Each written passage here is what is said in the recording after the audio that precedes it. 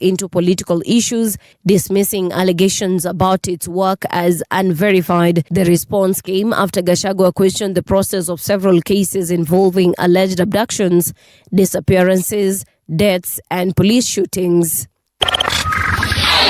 The Kibera law courts have allowed the continued detention of Jared Olang, who is a suspect in the acid attack on a woman named Claire Ochieng.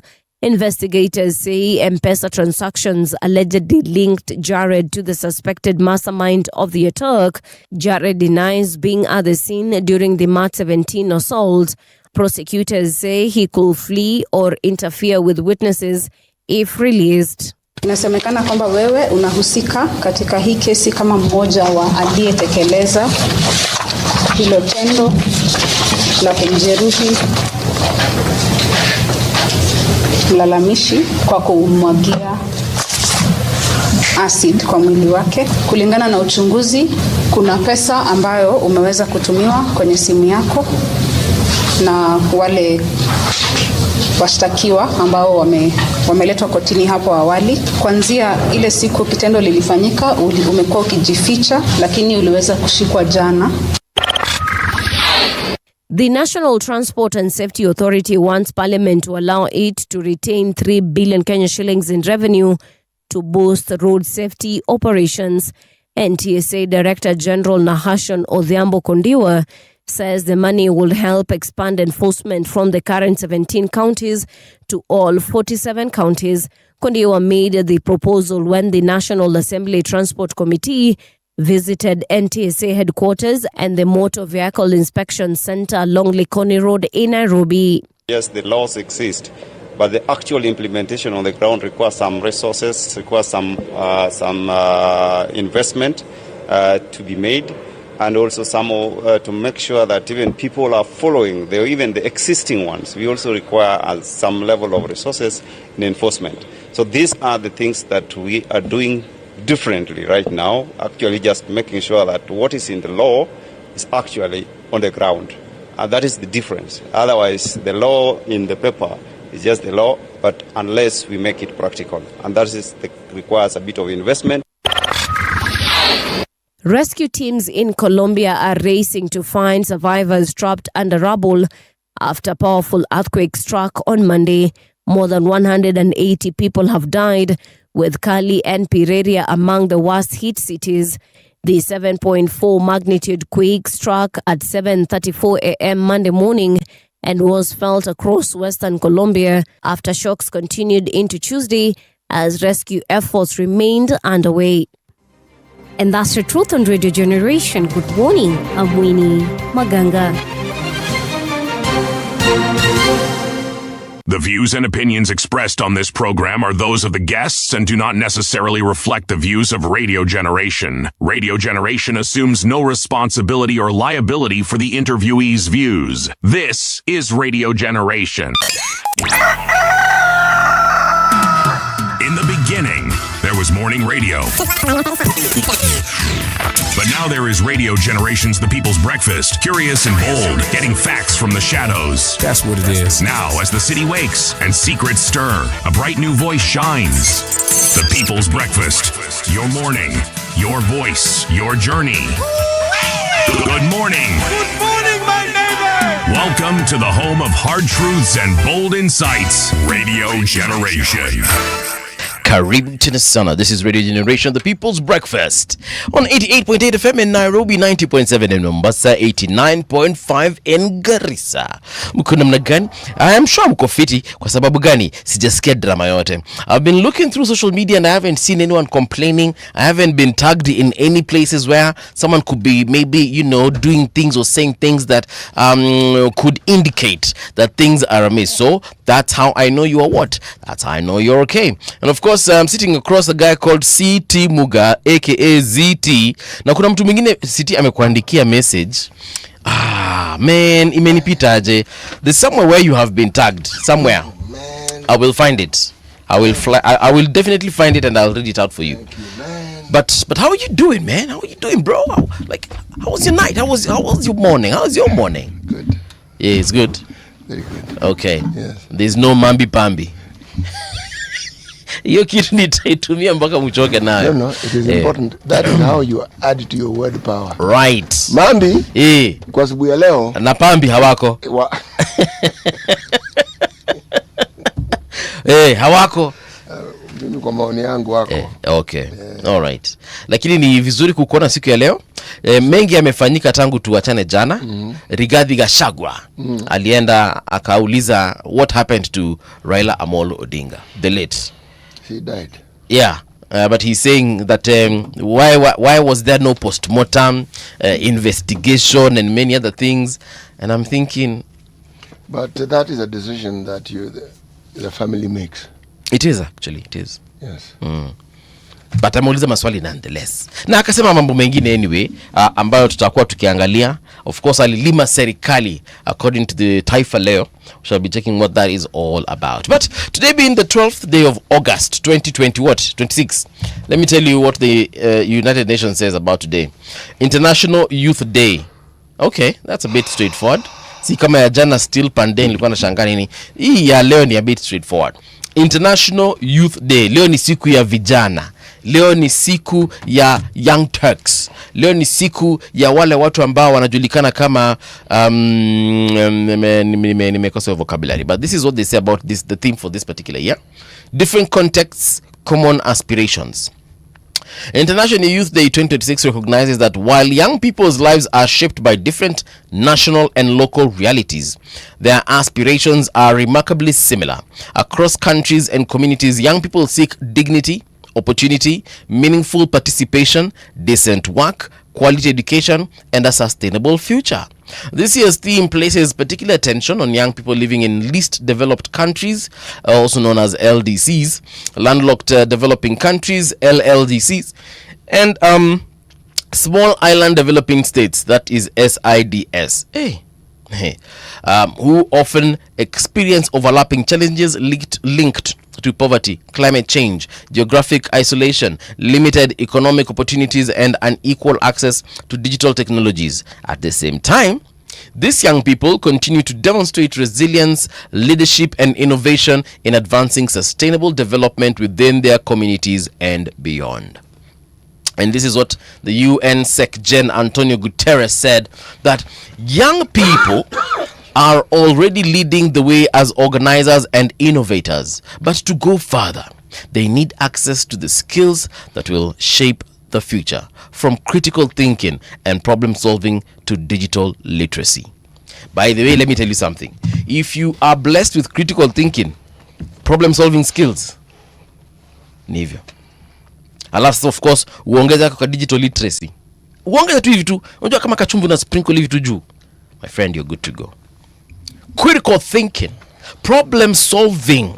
You look at a situation and you can say that this is what is needed to be done to change the situation. Hiyo tu. Critical thinking, unajiulize kwa nini iko hivi? Ama aje city. Naweza kwa motivational speaker Wewe. Sio unaweza kuwa. Mimi ni motivational speaker. Motivational speaker, brother. Ndakumotivate mpaka ukue young tena.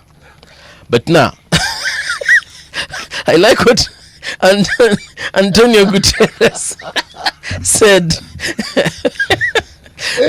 Right. Amesema, young folks, and I believe this is for everyone, yeah? But of course today we're celebrating young folks. Don't include everybody in that thing. Today is the International Youth Day, so yes, I hope it's not for everybody. Go check out un.org and you'll get to see yourself there as a young person. International Youth Day, and then you start including some crocodiles. But I'm trying to inspire them to be young. They can be youthful, but they can't be young. Every time I meet my grandmother, we usually have this conversation whereby we assume we are age mates, because culturally we are age mates. My grandfather would call me bro. Yes. In fact, culturally, yes. If you are your grandfather's brother, you're your grandmother's husband. Exactly. So even exactly, my grandmothers would call me, well, moja alienda, so moja ndiye amebaki. Ananitanga husband. Yes. And now my wife anaitangwa photocopy. Co-wife. Si co-wife. This specific grandmother, yes, anamwambianga ukumbuke wewe ni photocopy, I am the original. Yeah, so it is what it is. So what I was trying to say is that, and actually today I'm going to be meeting her. She's around, she's in town, so we're going to be hanging out, you know.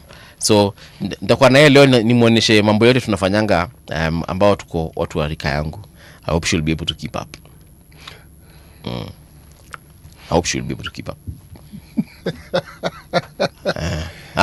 Significant events in history today.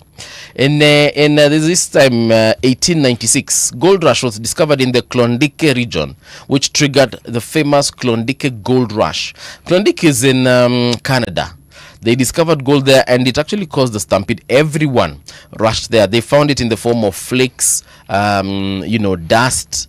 I don't know if today they are still doing gold there, but it was discovered in 1896. Given the methods that they had, and if you look at the purifying nature of water, yep, it means kulikuwa kuna ka source mahali, na then kulikuwa na vein, yani ile the tributary where you could actually find this gold. Ndio. So ilikuwa na extract gold kutoka the source, inaileta downstream. Pole pole tu. Now with modern technology, you go to the source now. You can tell. Yeah. Unajua tu hapa. Si ile kubahatisha. No. Ile you're sure. You know, ni hapa. Yeah. So that's what they did in 1896. Kulikuwa na kastampide, kuna watu kadhaa waliumia. The gold rush in very many parts of the world were the same, but historians have documented that the people who really had the genuine gold rush were those who had the money to set up warehouses, not warehouses, hardware houses or shops. Yes. And at the same time, they would also have an eatery. Yes. With them, they had a bar and eatery, and then boarding and lodging on the side. Because people would pay in gold. Yeah. Or you would get credit, and when you struck gold or you had a bit of a nugget, yes, you bring it as payment. If you needed equipment to go and you bought from them. Said these are the people who understood where the business. They positioned themselves and they made money. And then if you're in that particular town that is mining gold, chances are people are going to be paying you in gold. Yes, they are. Yeah. So you also, at the same time, given time, since you accumulate it, you become the main dealer in gold. Yeah. Yes. Of course, when you have enough gold in your possession. Yes. Oh my. Hata ulikuwa na akili. Tupatie methali yetu ya leo City. We are still in the Republic of Tunisia. Yes. Whose capital is Tunis. Ndio hiyo sasa. Tunis. Yes. Kuna ule jamaa alijichoma huko ndio akaanzisha ile Arab Spring, Huo brother alipima kaona hii kitu haimsaidii sana. Okay? Akaona acha niakishe kitu hapa yenye itachoma hii Arab world yote. Yes. Remember I was telling you the history of how the Berbers were the first people who were actually there. Yes. And I told you how this, by the way, was when there after the Phoenicians came and took over. Okay? Yes. Maybe we've taken over. Then the Roman Empire. Yes. 146 BC. Wakakuja. Now they ruled, as I told you yesterday, for 800 years. Then the 7th century AD, sasa bro, time ilikuwa imepita. The Arab Muslims conquered Tunisia. Okay. Yes. By the 15th century, it was Arabicized. Yani, Tunisia was an Arab enclave. Not that the Berbers were not there, but they were a very small group of people. They were taken over. They were overrun. Yes, they were not the only people who were there. You know, when people speak of these countries, you would think as though there are only one or two ethnic groups. That actually is not the case. In 1881, the French decided they can take over this country. Okay. Yes. And they made the capital. You see, what became the capital began as a trading post and then grew and became big. Yeah. And then after that, it made sense for it to become the capital. Okay. Sawa. The proverb. He fled the drop of water and ended up... This one is interesting. He fled the drop of water and ended up the rain pipe. He fled the drop of water and ended up the rain pipe. I'm actually telling you as it was written. You could say he ended up in the drain pipe. Okay. Is it drain or rain? Rain. Rain. Rain. Mvua. Okay. Ambao watu wengine wanaita mboa. So ni kama tu from the frying pan into the fire kind of situation. So he moved from one situation that he was getting away from, thinking that he's escaping a problem, only to get into a bigger one. Absolute more. Yeah. Ndiao sasa. Correct. Watu wa Tunisia walikuanga na akili. Walikuanga na akili mingi sana. Nani anafikirianga hivyo? Si watu wenye akili bwana. Ndio hiyo sasa. Bila akili huwezi fikiria. Hakuna nothing. ODM to begin for Deputy President post in Ruto coalition. Junet says, hey, this conversation about Deputy President, is becoming hot, Well, the negotiations, clearly, the bell for has actually been rung. And just bear in mind that the conversations will continue. Yeah. This doesn't mark the end of it. No, it's just a bargaining position for now. Do these people want to kick out Kindiki from his position? Anyway, let me read this. No, they just want the deputy president position. What happens to Kindiki? Yeah. Or can we have two deputy presidents and like a first deputy president and a second deputy president? The suggestion you made, yeah, makes sense. Made sense to me. The first and the second deputies. No, Kindiki should just go to ODM. The initial one. Oh yeah, I mean I did say that. Yeah, let me read this first of all. The battle over who will occupy the country's second highest office could become one of the biggest issues in the talks between ODM and President William Ruto's political camp ahead of the 2027 general election. National Assembly Minority Leader Junet Mohammed has indicated that ODM will seek the deputy president position as part of negotiations with the United Democratic Alliance and Kenya Kwanza after the party resolved not to present its own presidential candidate in the next election. Junet said ODM's decision to work with Ruto's administration under the broad-based government had opened the way for the parties to negotiate how they will approach the 2027 election and share responsibilities if they succeed. So me, no matter what happens, I'm thinking Kindiki shouldn't give up this role of running mate or give up the role of deputy president for that matter. He has earned it. Do you know how exactly has he earned it? Because number one, he has been very loyal to the president even when he was interior minister, and he has worked together with him in previous governments. So that's in your opinion is earning it. Ngoja kidogo. Then venye alipatiwa hicho kiti cha deputy president, it was in 2000 and what? Rigathi alichujwa lini? Was it in 03? Anyway, the point is, ever since he was given that position, man, he has really done everything and anything to ensure that he has supported the president in his endeavors. Okay? So, in my opinion, na ilikuanga yake to begin with anyway, and he sacrificed the first time. Na akasema, okay guys, if bad, make Rigathi your running mate, we're going to support you. Okay? So he actually did the deed at the time when it was needed. And he was very patient throughout the entire time. And when he was finally appointed as the deputy president, why should he be considered any less worthy than anyone else? He was there even before something called broad-based government. So he kitu asiachilie. But anyway, ulikuwa unasemaje? What I was saying was the ODM brigade are speaking as though those who attended this particular meeting in Naivasha can comfortably speak about commanding the majority of the voting bloc in Luo Nyanza. Once the late Raila Odinga passed on, yes, that cannot be said to be a certainty. No. You, first of all, need to determine, and this hasn't been determined in my opinion, who the kingpin in Migori County is. Homa Bay County. Siaya. Kisumu County. That has to be determined. The homogeneity of that particular vote, in my opinion, ended with Raila. Yeah. I agree. Nakubaliana na wewe. So there'll be regional people who are listened to.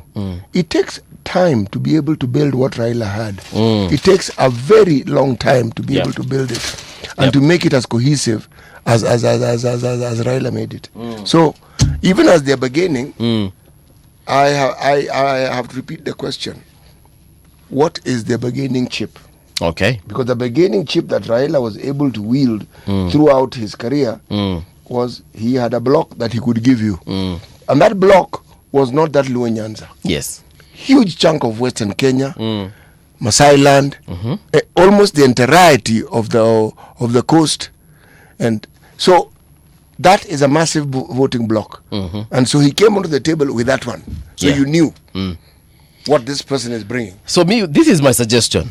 If I were in the UDA or DM brigade, let Kindiki go it all the way till 2027. If they succeed, all the way till 2032. All right.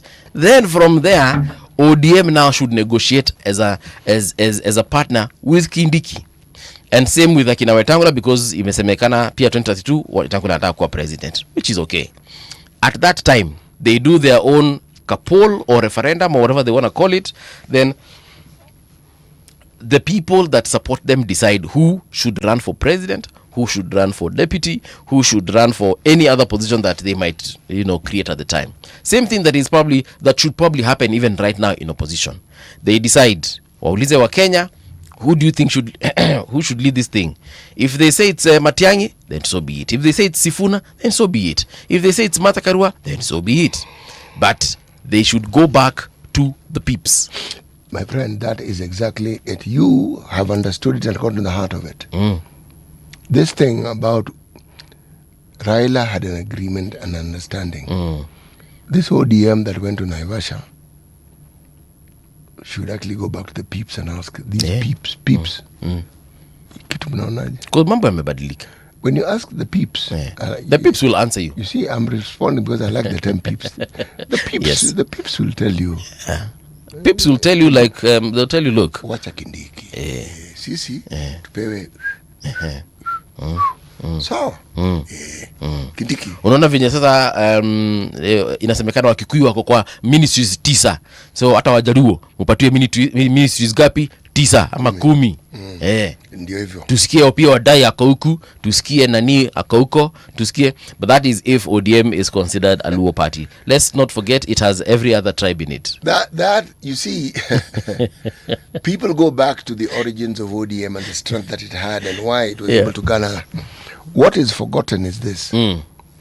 There are 3 communities in this country. Yes. 4 rather. All right. Who are everywhere in the country. You begin with the Kikuyus. Then you go with the Kamba. Then the Luya. Then the Luo. They are everywhere. There's hardly any place in this country that you'll go to and not find them. The people who have now also gotten in, and they are really everywhere, and the Somali. You see? So when you talk about the voting bloc, you study the population of a people and those who are in the Kenyan diaspora within Kenya. And somebody who commands that vote and someone who people are willing to vote for, that's a person you negotiate with gingerly, because the argument where Raila was concerned was always, this guy's votes represent half the country, bwana. So, and that's why when they had the BBI, you see, that was the debate. Now, some of the contents like thinking of a parliamentary system would have meant we go for a referendum. Okay? Because they're saying, this system that we have here is not useful to us as Africans. Because this guy controls half the country and then he has nothing. He's just sitting there. Hey! Not good. Not good. Keep him busy. Yes. So, the dynamics of the politics and the elections that we are going to, cannot be had without discussing the inroads that the Linda Mwananchi is making. Very true. Very true. Because they are following in the footsteps of Ruto, actually, where, yes, there's a homogeneity of people following him from right across the political divide of the country. Yes. Okay. With Ruto, it was the narrative, Hustler dynasty. Okay. With Linda Mwananchi right now. Yes. They seem to have a following that also traverses the country. Yes. It's very true. And if you look at the way they're going about their business, going from place to place to place, essentially every place they go to is like a seal of approval. This crowd just seem to get bigger, not smaller. wako hapa, wako Kitui, wako Busia, wako Bungoma, wako Kakamega, and their people, Kisumu, and not 2 or 3 people, very many people, multitudes. Yes. Mara wako Coast. Sasa tunangojea waende Wajia. Wataenda. Yeah. And there'll be multitudes as well. Na tuone wakifika Garissa. Watafika na there'll be multitudes as well. Yes. Na bahali yake waende Bandera. Tuone sasa, yani sasa ndio sasa hata huko waseme sisi ndio Sifuna.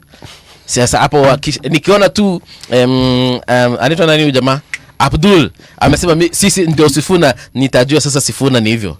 Amechukua kitu ameenda nayo, tusahau. In case you guys are wondering who Abdul is one of our colleagues here. Abdul, I think one Wajia, if I'm not wrong. Anyway, let me check out this one. 2027 politics. Junet urges Kenyans to separate facts from propaganda. You know, I love the way politicians speak. Yeah. The double speak, the tongue in cheek, the whole spectrum of how one can speak. Okay? This is a man who, when you listen to speaking, half the time you're wondering, what is this guy talking about really? The thing that he does, should we say, well, I was looking for a polite word, is he never answers any question directly. Yeah. Yes. You ask him this question, he'll start talking about so and so, bring it this way. You ask him again, he now goes in the direction. Yeah. So you're asking us to... Yeah, separate facts from propaganda. And this is what he has said, that the 2027 election debate is already shifting from policy to a battle over who gets to define the truth. With the National Assembly Majority Leader Junet... is he the majority leader? He's the minority leader. Minority Leader Junet... this must be a typo. National Assembly Minority Leader Junet Mohammed calling on... calling on Kenyans to look beyond political statements and check the facts for themselves. Junet said the country had entered a politically sensitive period ahead of next year's general election, warning that the public would increasingly be exposed to claims and counterclaims from leaders seeking to shape opinion. Okay. Yeah. Okay. So ametuambia tukue hapa, tukue macho. Ndio tujue. It's one of those statements that politicians make, which when you read again and read again, the sum total of what is said, and at least I end up still asking, what is he saying? Yes. Like, let me ask you, what is he saying? Yeah, so amesema tujipange bana, tujue nani anadanganya, nani analeta propaganda. Like yesterday, you know, they rubbished everything Rigathi Gachagua said. They had a presser, I think it was like an hour after Rigathi was done. Of course, they analyzed, they listened to everything, and they said, okay, wewe utadeal na hii issue, wewe Kimani Ichung'wah utadeal na issue, then nani, wewe kuja hapa, wewe utadeal, wewe ukikuja kuongea, address this one, Okay, guys, 1 hour, we are calling the press. And that's exactly what they did. And they were singing, they were speaking in unison.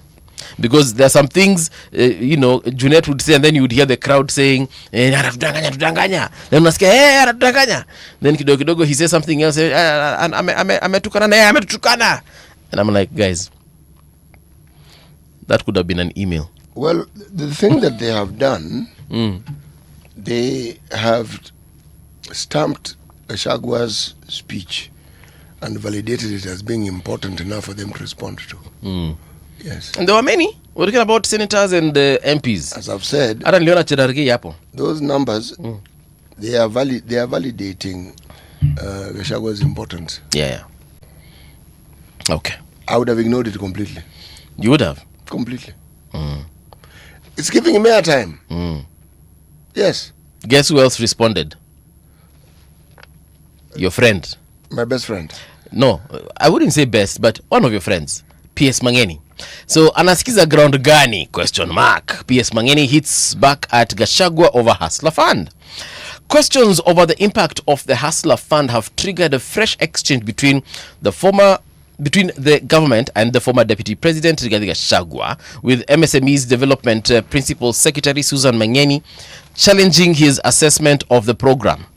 Now, she dismissed Gachagwa's remarks as misleading and pointed to uptake and repayment figures from Nyeri County as evidence that the government's financial inclusion program is reaching a large number of Kenyans. She said that 420,000 people in Nyeri have received loans through the Hustler Fund since its launch, with the beneficiaries borrowing a total of 1.88 billion. Yani Nyeri peke yake iliboro 1.88 billion.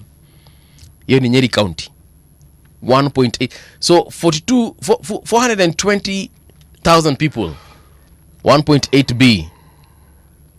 Naweza taka kupata statistics za Kitui. Wajua, again, consider the adversarial nature with which certain Kenyans treated Raila Odinga. They made Raila Odinga the poster person for resistance to bad governance.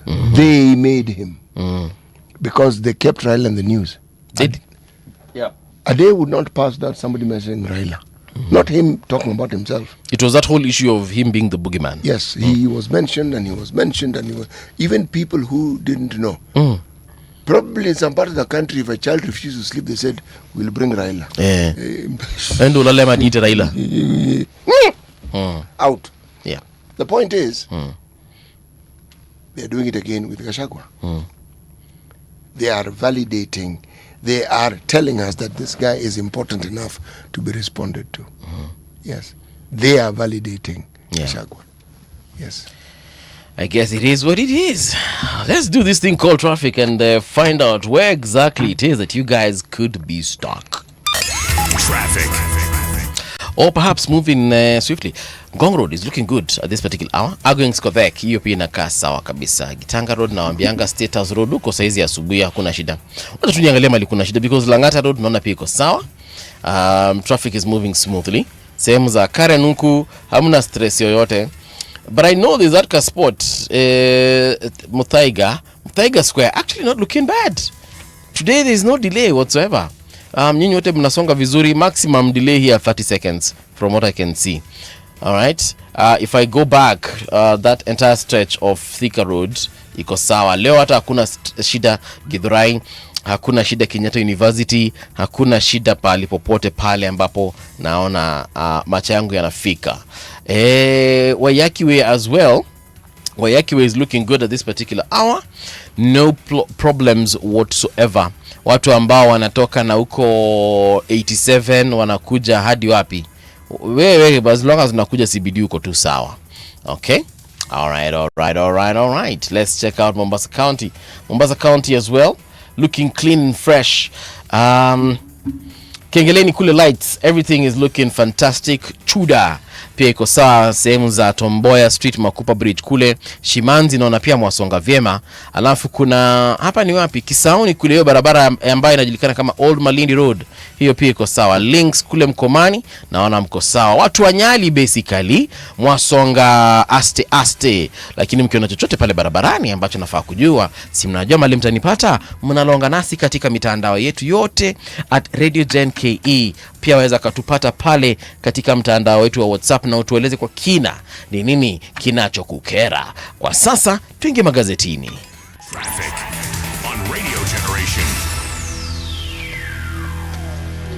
Moja kwa moja bila bugdha wala kutekerenyeka figo, nitaanza na Taifa Leo. Pale wanasema Gachagua alima serikali, ama ni serikali, si ndio? Aliyekuwa naibu rais Rigathi jana alikosoa vikali sera za utawala wa Kenya Kwanza na kumtaka Rais Ruto asitishe ushuru wa kulemaza wa Kenya, kubatilisha bima ya afya inayosimamiwa na Social Health Authority na kumaliza ufisadi aliyodai umekolea katika utumishi wa umma. Hiyo tupata katika ukurasa wa pili. ODM sasa yazua thoruba ikiendea kiti cha Kindiki.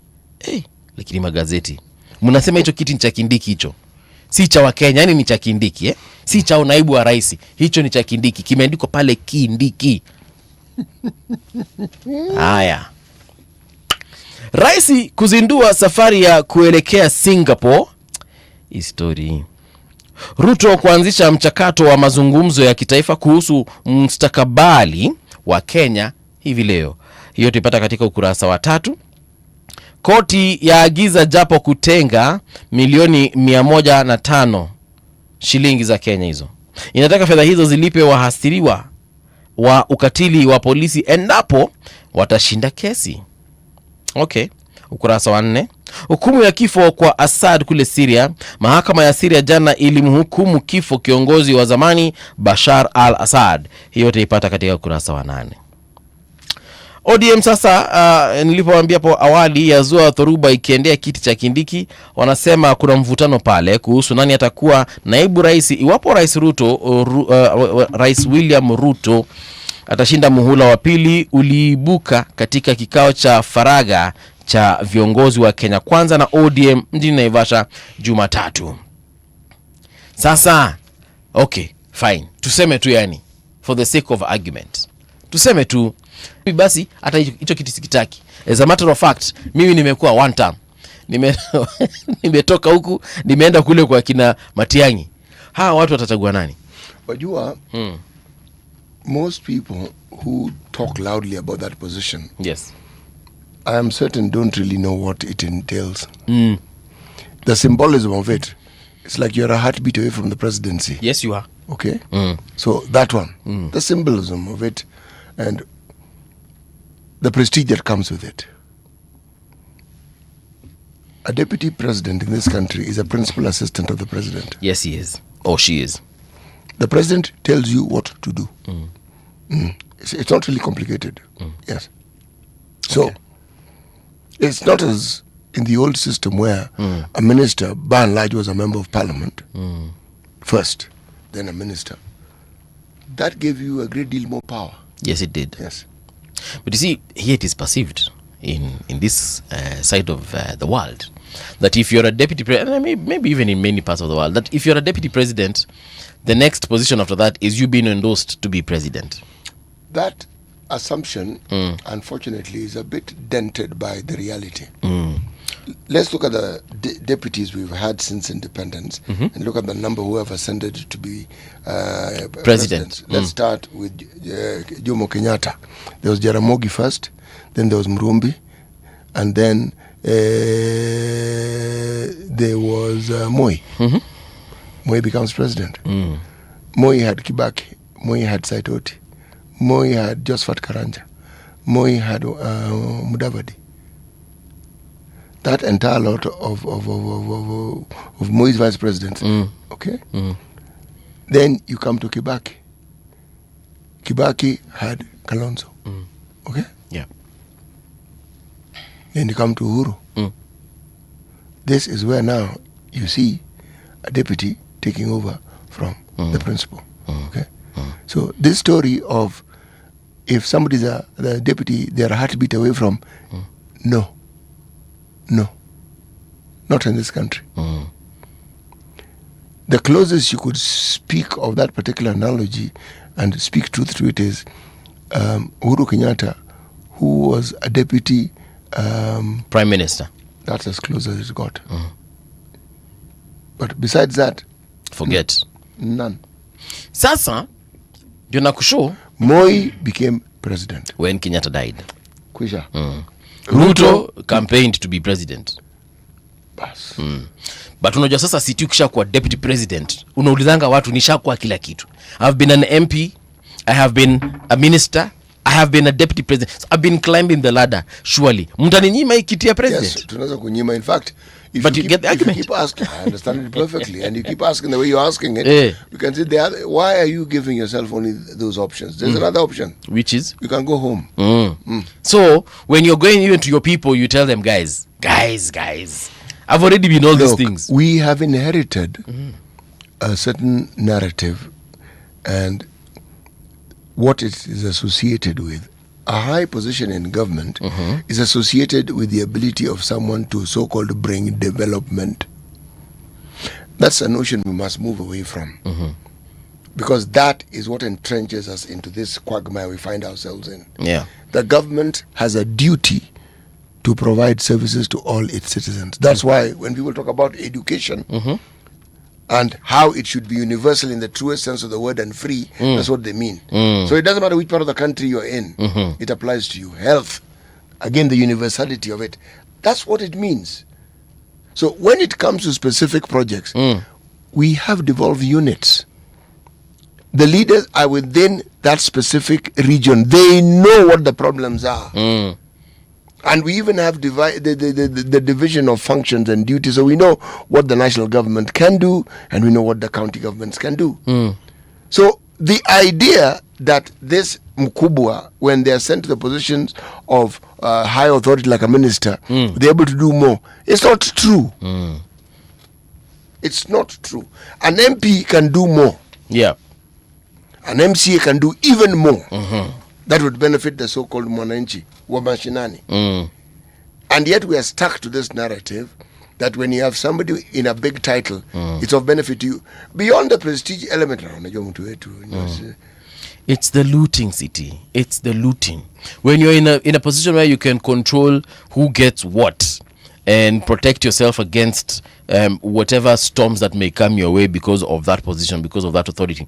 When these people want the position of president or deputy president, or the positions of the powerful ministries, as we like to call them, you know, the Ministry of Finance and the Health Ministry, and hata sijuangi ni gani iko juu ya ingine, but you know what I mean, Interior Ministry, yani kuna kitu inakujanga nako, yani. You know, I had not considered that angle. Yeah. But that provides a very strong motivation. Because why are they like, our community has got this number of ministers, our community has got this number of principal secretaries? It's not because that it is going to benefit the community. No, it's going to benefit the people that have put you in that position. The person who appointed and said, CT, you from today are the CS for this.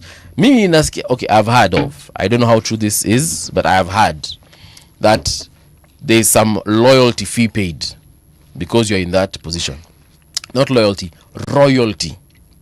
Meaning what exactly? You pay, you see the way musicians receive royalties because their music has been played on YouTube or Spotify or iTunes. Sasa kuna pesa pia wewe kama huyo mtu mwenye ako kwa hiyo position, kuna mahali unalipanga hiyo pesa. Hiyo position ya kujangi bure, City. Mimi nilisikia. How true it is, I don't know. I've never been a CS, a PS, or any other, you know, government official. Lakini nasikianga hivyo.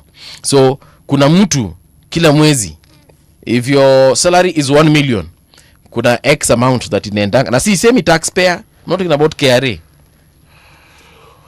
And then of course, there are things that you will have to do. Unapigiwa simu, unaambiwa kuna karatasi inakuja hapo, weka kidole.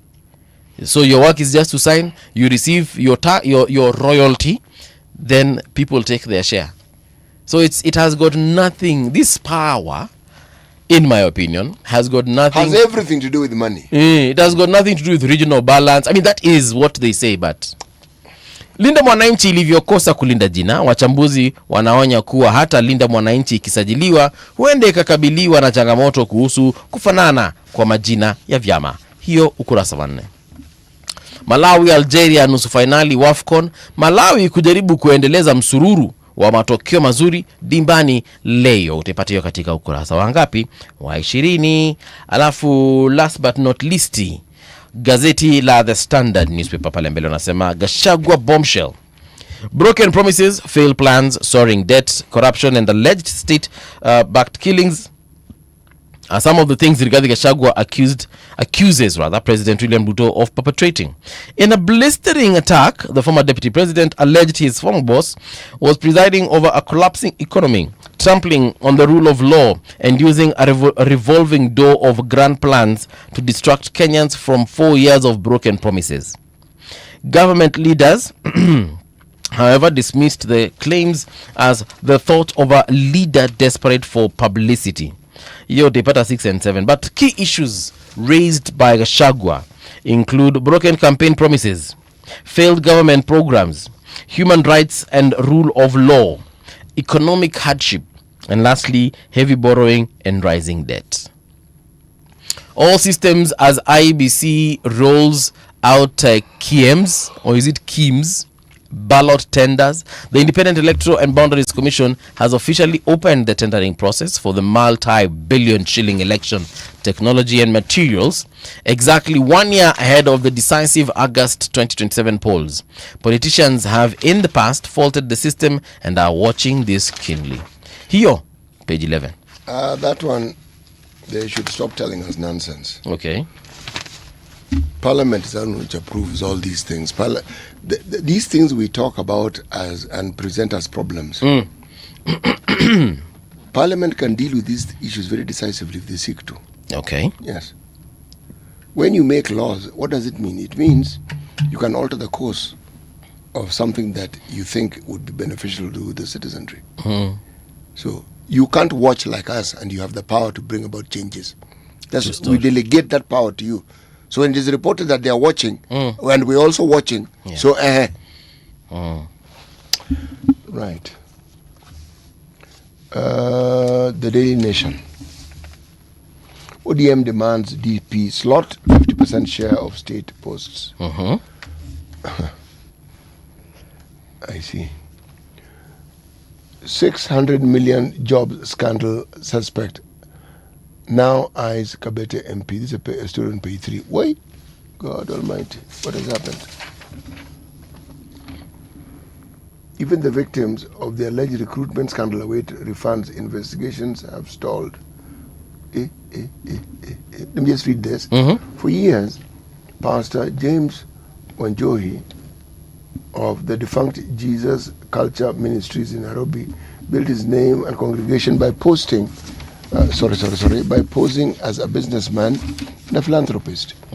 He later converted his following into potential voters in Roysambu constituency in Nairobi, where he participated in the United Democratic Alliance primaries for the 2027 election.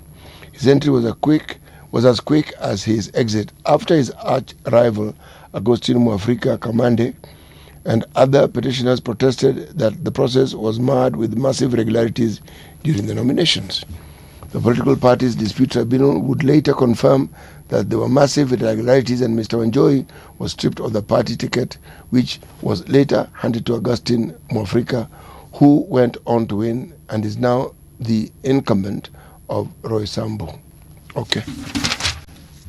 Sawa. Hii pesa bado inafuata huyu pastor. 600 million, bro. 600 million. 600 million. It's a lot of money. Students wishing to change varsity courses in distress. Okay. 4 wasted years. Opposition leader Rigathi Gachagua issued a harsh assessment of President Ruto's 4 years in office, accusing his administration of reneging on its manifesto pledges and implementing draconian policies. He cited wasteful spending, corruption, punitive taxes, goons, and abductions among state excesses. Okay? That's in the Daily Who? Daily Nation. Okay, let's look at the Business Daily, shall Let's look at the Business Daily. This is a quotation from someone called Charles Mushane. What makes an institution attractive to a new owner can also be vulnerable to dilution during integration. What makes what to a what now? What makes an institution attractive to a new owner can also be vulnerable to dilution during integration. Okay. When you integrate, that thing which ilikuwa ikivutia, yes, unaweza kushtukia imeloa maji. Okay. Sawa. Nimekupata. Right. Bank lending to firms, households increased to 28-month high. Lending to households and businesses by commercial banks hit a 28-month high in June as lenders continued to pass on the gains of cheaper credit to their clients, the CBK has said. Good for CBK. Judges reject bid to place caveat on Talanta Stadium land. The Court of Appeal has rejected, an application by a company linked to the late businessman Francis Mburu seeking to place a caveat on the 60 acres parcel of land in Nairobi where the Talanta Stadium now stands. Okay. Pension fund returns fall to 18% in the year to June. Pension fund returns fell to 18.2% in the 12 months to June 2026 from 29.4% a year earlier as performance of fixed income securities dipped. Okay? Proposed law targets trust in war against dirty money.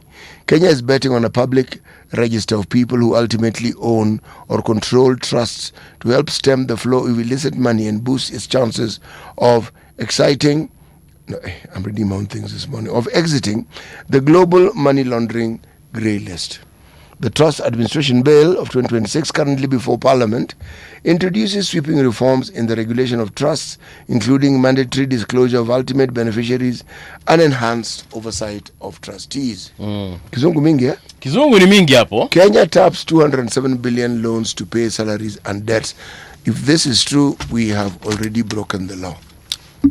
We borrow for development in this country. Yeah, but we know we've known rather for a very long time that the monies that we have been borrowing, we are definitely not using them for development. Well, at least not all of it.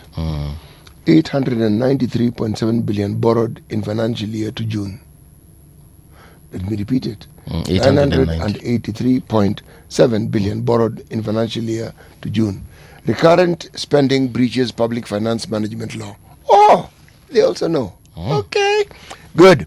The Treasury borrowed 207.7 billion to pay salaries, debt, and other recurrent expenses in the year ended June. It continued a breach of the public finance management law. The draft 2026 budget review and outlook paper, BROP, shows the President William Ruto administration borrowed 983.7 billion in the financial year 2025-2026. Let me ask.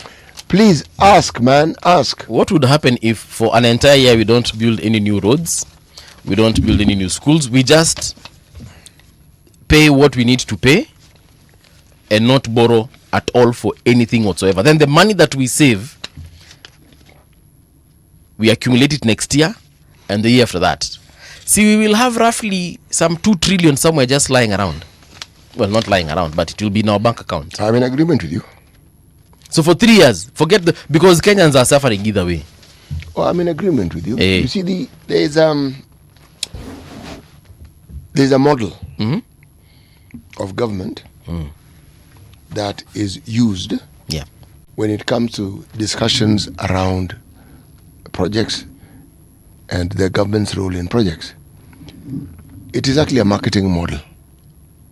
And the marketing model doesn't concentrate or focus on, say, Chapter 6. It focuses on brick and mortar, and it focuses on what it is the government believes the people believes. If I were to weigh on a weighing scale, do I need a road or do I need justice? I personally would say I need justice. Okay. Because the justice would guarantee that road will eventually come, and that road will be the sort of road that will run the test of time. Okay. But if the focus on winning the confidence of the people is focused on brick and mortar and on things that are supposed to make their lives better physically, and yet the very things that guarantee them a better life, like excellent education, free for their children, excellent medical health care, free for their children, is still aspirational, then you are pitting two models of understanding how the country should be run against each other. So that's where we find ourselves. Because the conversation about development is next to impossible to achieve if we are not cohesive. And by cohesive, what do I mean? We are of one mind in determining that what we are taxed and the monies that are collected will go towards what we have said it will. Number one, that own source revenue within the county government will not be pocket money and change and development money at a person level for those who work within the county government. We show the lack of patriotism when we go against all these things, when we steal money that we are supposed to shepherd and ensure that is intended for the citizenry. When people make it a policy to benefit from every huge project that there is, okay? It means that project then costs more than it should, and the person who ends up paying that particular money back is again the same citizenry. So one has to look at the models. So when you're determining who you want your leader to be in this country, you need to ask, Who is really looking after my well-being? If I were running for president today, City, that is exactly what this is what I would tell Kenyans. Maybe it's, I don't know, but let me say it either way. I would tell Kenyans, for the first 2 years, absolutely no development. But I guarantee you one thing. Schools free. Education free. Health free. Chakula prices zitaenda chini. Why? Because number one, hakuna development mpya tunafanya. So all that money that would have gone to all these roads that we know anyway, money is looted. Hiyo pesa yote tunaiplow back into your schools. So that means that your children are going to school for free. Hapo hakuna stress yote. Healthcare, ukienda Kenyatta pale ama Malusi ama Pumwani ama Kitui General, unatibiwa free of charge, because ile pesa ingeanza kujenga barabara tunajuanga saa zingine hazijengwi, hiyo pesa tendering process, hiyo pesa yote inaingia hapo hivyo. Then I tell them from 2029, unaona 2029 sasa hapo ndio nitaanza kuwafanyia vitu mpya. After nimeshika watu wote wenye wanaibanga tunanyonga. Of course using the law. It's important that they go to court first. Using the law, of course. It's also important that we use those laws to repatriate those things which they got illegally. Unanipata sasa. So that's why I was talking about the rule of law, bro. No, tutafuata sheria. Yes. But for now nakwambia tutafuata sheria, so nina get straight to the point. Hiyo sheria ikishafuatwa city utanyongwa. Unaona? Hapana. Kwani unaogopa kunyongwa? Okay, si wewe utanyongwa city. No. Ni hao wezi. No. Ni hao wezi. No. Au mathegi. No. Somebody who has stolen is actually a mass murderer. Because if you steal government funds, you have deprived many people. Very true. Some who end up dying. Yeah. So the best way of managing such things is not to kill the person. No. Get them to live the way the people whose lives they diminished. So you're saying we put them in committee? I'm saying take the property. Yes, of course, we'll take everything. No, we must focus on it. You're focusing on Kunyonga, and I'm telling you, Listen. Then you're supporting Boniface Mwangi. City, skiza. You're doing really well with this policy of yours until you got to the Kinyonga part. Then I said no. Bwana City tutanyonga, wewe tulia nikwambie, mimi ndio president, sawa? So we take, of course, we confiscate, when we repatriate, when we take everything that you've ever stolen, whether it's here or in Dubai or in Switzerland, or wherever you have kept it, my friend, we are taking all of it. Sawa. Then now from 2029, I start doing the new roads that you guys want, because you guys are healthy. You know, your children have gone to school. Teachers are paid. Doctors are strike. Lecturers in our universities are doing the research that they're supposed to be doing. Personally, if I were president, me, that would be one of my... Now, I'll say, msingoja ati 2027 nikekele Biblia hivi chini ati sasa barabara. No, hiyo nani uongo. Hakuna barabara na jenga for the first 2 years. Tunaenda hiyo do. Mali yote iko. Huko ndiko tunaiendea. Wewe niambie kama watu watapenda hiyo kitu. And I'll stick to my word. The thing is, it will be resisted. Yeah. But it is the best way to go. Yeah. So when guys are like, oh, you see, we'll do this for you, oh, free education, and then we shall ensure... No. Hizi vitu mnatupromisingi siku ya kwanza haitawezekana. And that is why we usually look at the first 100 days of a presidency, the first 100 days of a governor, the first 100 days of what, and we shall be given by the governors money to ensure the development is being done in the counties. Hizo zingine tutafuatilia baadaye. I personally would not give the governors a cent more, not even half a cent more. Yeah. No. We are saying, according to the constitution, the governors are supposed, there's money they are given every financial year. Hiyo pesa by the tutakuwa tunaifuatilia monthly. Forget this thing of waiting for the auditor general to tell us that, oh, in the last financial year, sijui Kitui County spent X amount of money. No. We want to know this month, ile pesa mko nayo mlifanyia nini? You have a budget. Yeah. And what happens at the end of the year is cumulative of the months. Yes. Month 1, month 2. Yes. And we make sure, we don't wait until next financial year. Money that you stole last year in June, bro, tunadili na wewe papo hapo. Anyway, when we come back, we shall be reading some of your comments to see what exactly it is that you are saying. Meanwhile, here's the news.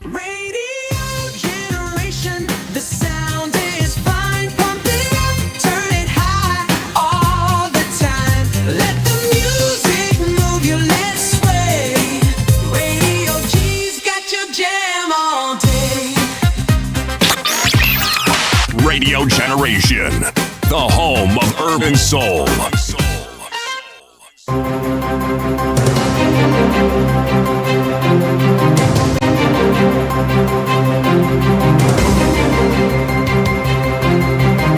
This is the Radio Generation News.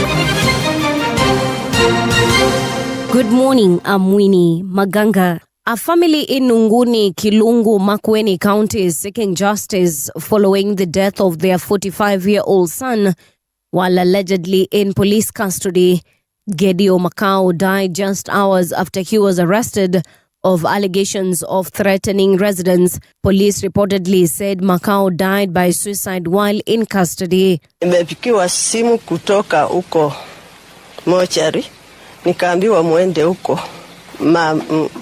Baba yake Tana ameshikwa na polisi jioni na anaonekana kwa mochari. Wameshampeleka mochari. Tulikuwa tunaambiwa anajinyonga na trosa. Kushika ile trosa iko kwa shingo lake ilikuwa sio tight kabisa. Ilikuwa loose.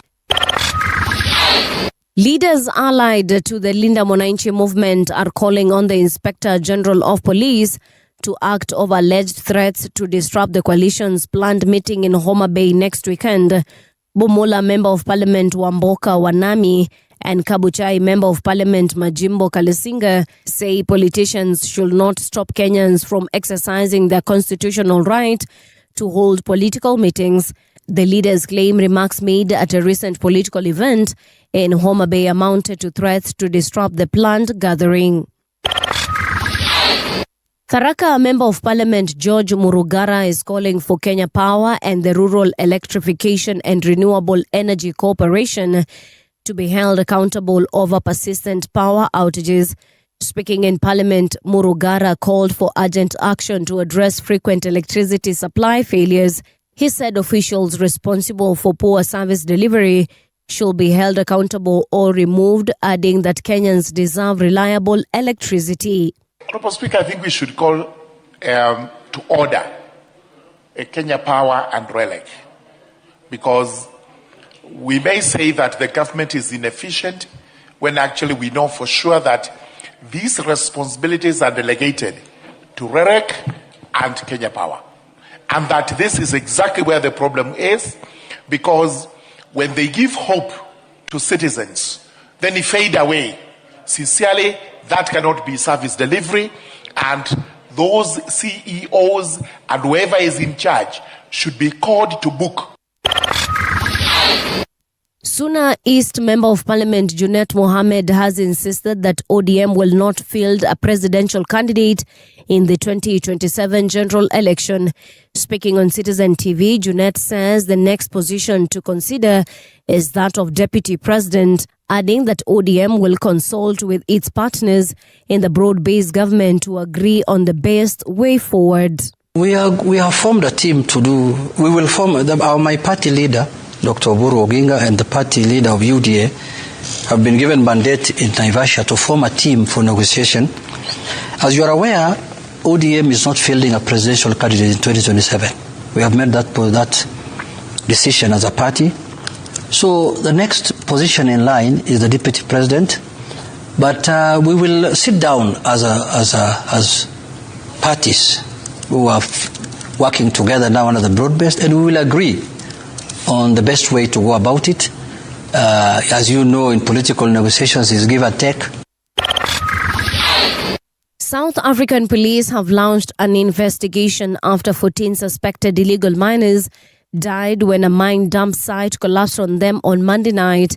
8 others were injured and a known number may still be trapped underground. Police said in a statement the site was being legally operated by a mining company, and it is unclear how the miners, most of them are believed to be from neighboring Lesotho, gained access.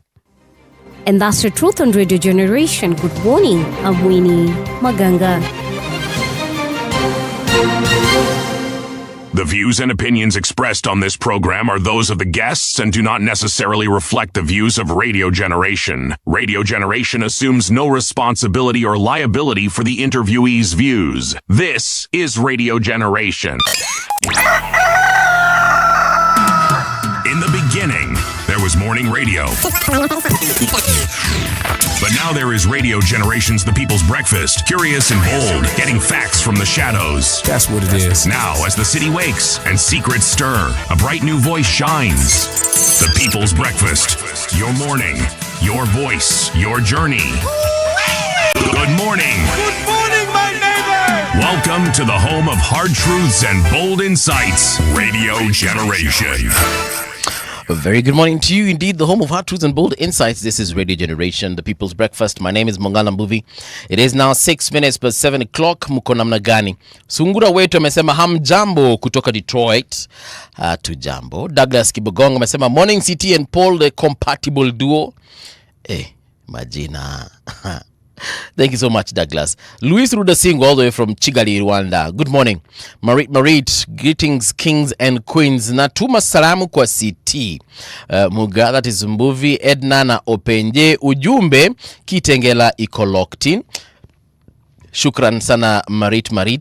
Like I told you, I think I said this yesterday.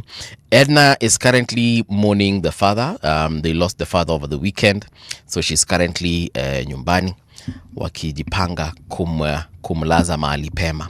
But yes, I am sure salamu zitamfikia tu hata kama si leo. Zitamfikia for sure. Salam Mohammed amesema, good morning Radio Generation family. My comment of the day, 78 years young and still the most captivating voice on the radio. City, you look younger than most politicians.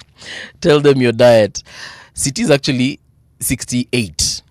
Yeah? Na mwingilianga saa zingine namwambia that he's 105, mara 120, mara 200 years old. But yeah, he's 68. And I agree with you, Salah. You know, still a captivating voice, even at such an age. If you ask a lot of people that age, even if they're on radio, you can tell that the voices are getting tired. But here, CT, iko pale imekamata. And then we have Proud Kenyan as well. Ameuliza Douglas Kibonga anauliza, what was the proverb? Well, the proverb CT, tukumbushe ile kutoka kule kunaitwaje kule Tunisia. Yes, something about the drop and the rain. Water. Yes, he fled the drop of water and then ended up in the rain pipe. There you go. Rain pipe. We shall also ask our guest when he arrives. Proud Kenya amesema, good morning, greetings from Ongata Rongai. Keep up the good work and be blessed with digital skills, problem solving and critical skills. Yeah, exactly. For the young folks, PRCT. Yeah, exactly. Where do I come in the conversation exactly? You critical thinking, problem solving, and digital literacy. Digital literacy? Okay, so the assumption is that I'm digitally illiterate. Utajua ameandika messages mingi which I will skip. No, soma moja bro. Uko sure nataka nisome hizi messages za utajua? I said soma moja, ziko nyingi. Read one. Okay. Acha nitafute a less offensive one. Kenyan media should start employing real journalists, not quacks who just talk for the sake of talk. And by saying that, he means what? God knows. Aya, kunaye nani hapa hivi? Let me see. We have Apondi. Apondi amesema, good morning from Spain. That is Apondi Muga. City, do you have a relative in Spain? That's my daughter. No way. Your daughter? Yes, my daughter. Yeah, she's watching us right now. Anaitwa Apondi Muga. Yes. Amesema she's watching from Spain. Yes. Na amesema good morning. Good morning. Saizi Uhispania ni saa ngapi? I think they are 2 hours behind us. Okay, so if it is 7:09, hapa uko ni 5:09. Something like that. Okay. Yes. All right. How do they say it is buenos noches? No, noches is good night. Buenos dias is good morning, I think. I'm a good day. Anyway, buenos, Apondi. Hola is a simple greeting. Hola. Yeah, so okay. ile buenos and dios hiyo yako. Probably it applies, lakini mimi. No, I know good night. I know because I used to, kuna academy nilikuwa na katianga kakaniacha kakaenda Spain. So nakumbuka nilikuwa nakambianga buenos noches, buenos dias, buenos yenye sielewi. Nilikuwa nasemanga tu buenos kila wakati. So I know a little bit of Espanol. And then Salam Muhammad amesema, good morning Veteran City and Mr. Mbuvi, watching from Minneapolis. I always liked history classes back in high school. City brings back those memories. Lakini ulikuwa unafunza Kiingereza? Sio peke yake, nilikuwa nafundisha lugha, nilikuwa nafundisha fasihi. Wajua, ukiajiriwa hizi shule zetu za upili, naam, bwana wewe, mwalimu mkuu atakupatia subject ambayo inahitaji mwalimu. So nilifundisha Kiswahili pia, lugha pamoja na fasihi. I taught economics. No way. Yes, but I'd studied economics in A level. Okay. So I understood the rudimentaries of it. Okay. History I'd also studied at A level. Okay. But at university, I studied literature, linguistics, in the English language and linguistics. Okay. Yes. All right. Umesalimiwa pia na Milimo. Milimo is saying, good morning City and Mbuvi. This morning Bwana City is breathing wisdom. Best option for the broad-based band was to ignore Wamunyoro's statement. Now they gave it validity. All right, Milimo amesema hivyo. All right, so the best thing kufanya ni kuignore mtu.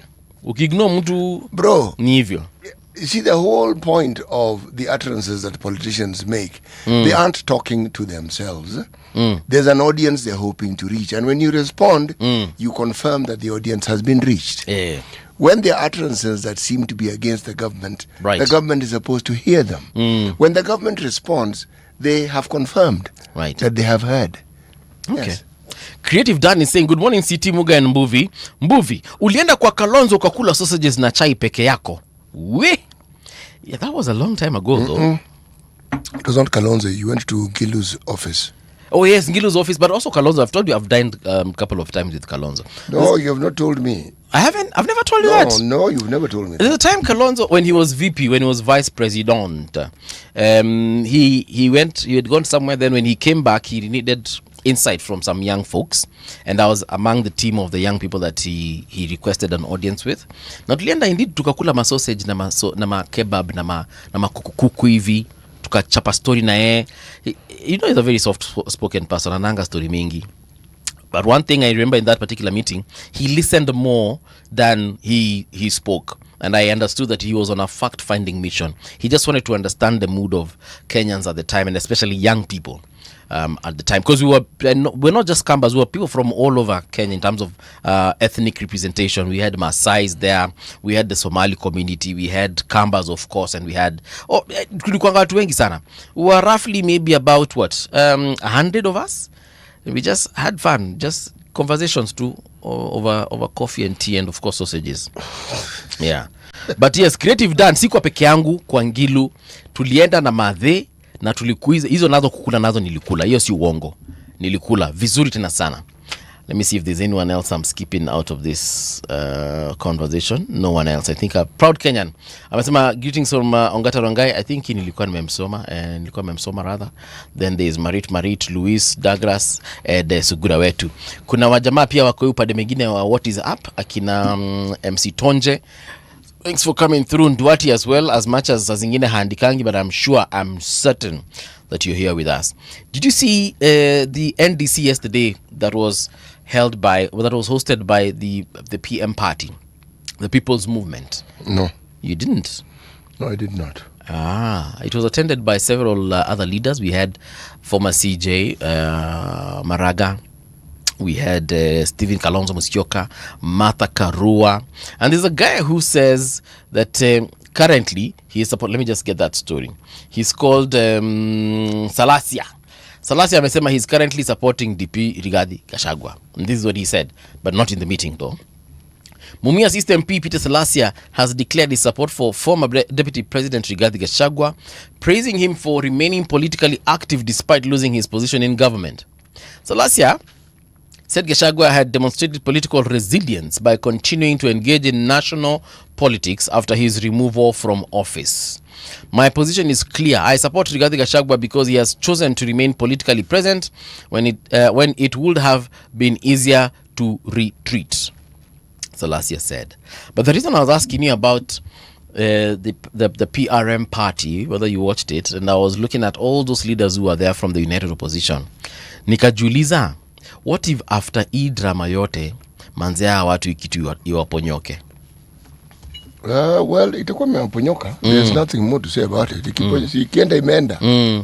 Imagine after hiyo drama yote, hiyo razzmatazz yote, after watu wameimba one term, after, you know, organizing for all these rallies in Kitui and Bungoma and Mombasa, and if they're lucky in Garissa and Wajir and Mandera, and then manze Joe watandikwe hands down. Our political system yes. allows for one president. Yes, it does. So it means everybody else who competed will have lost.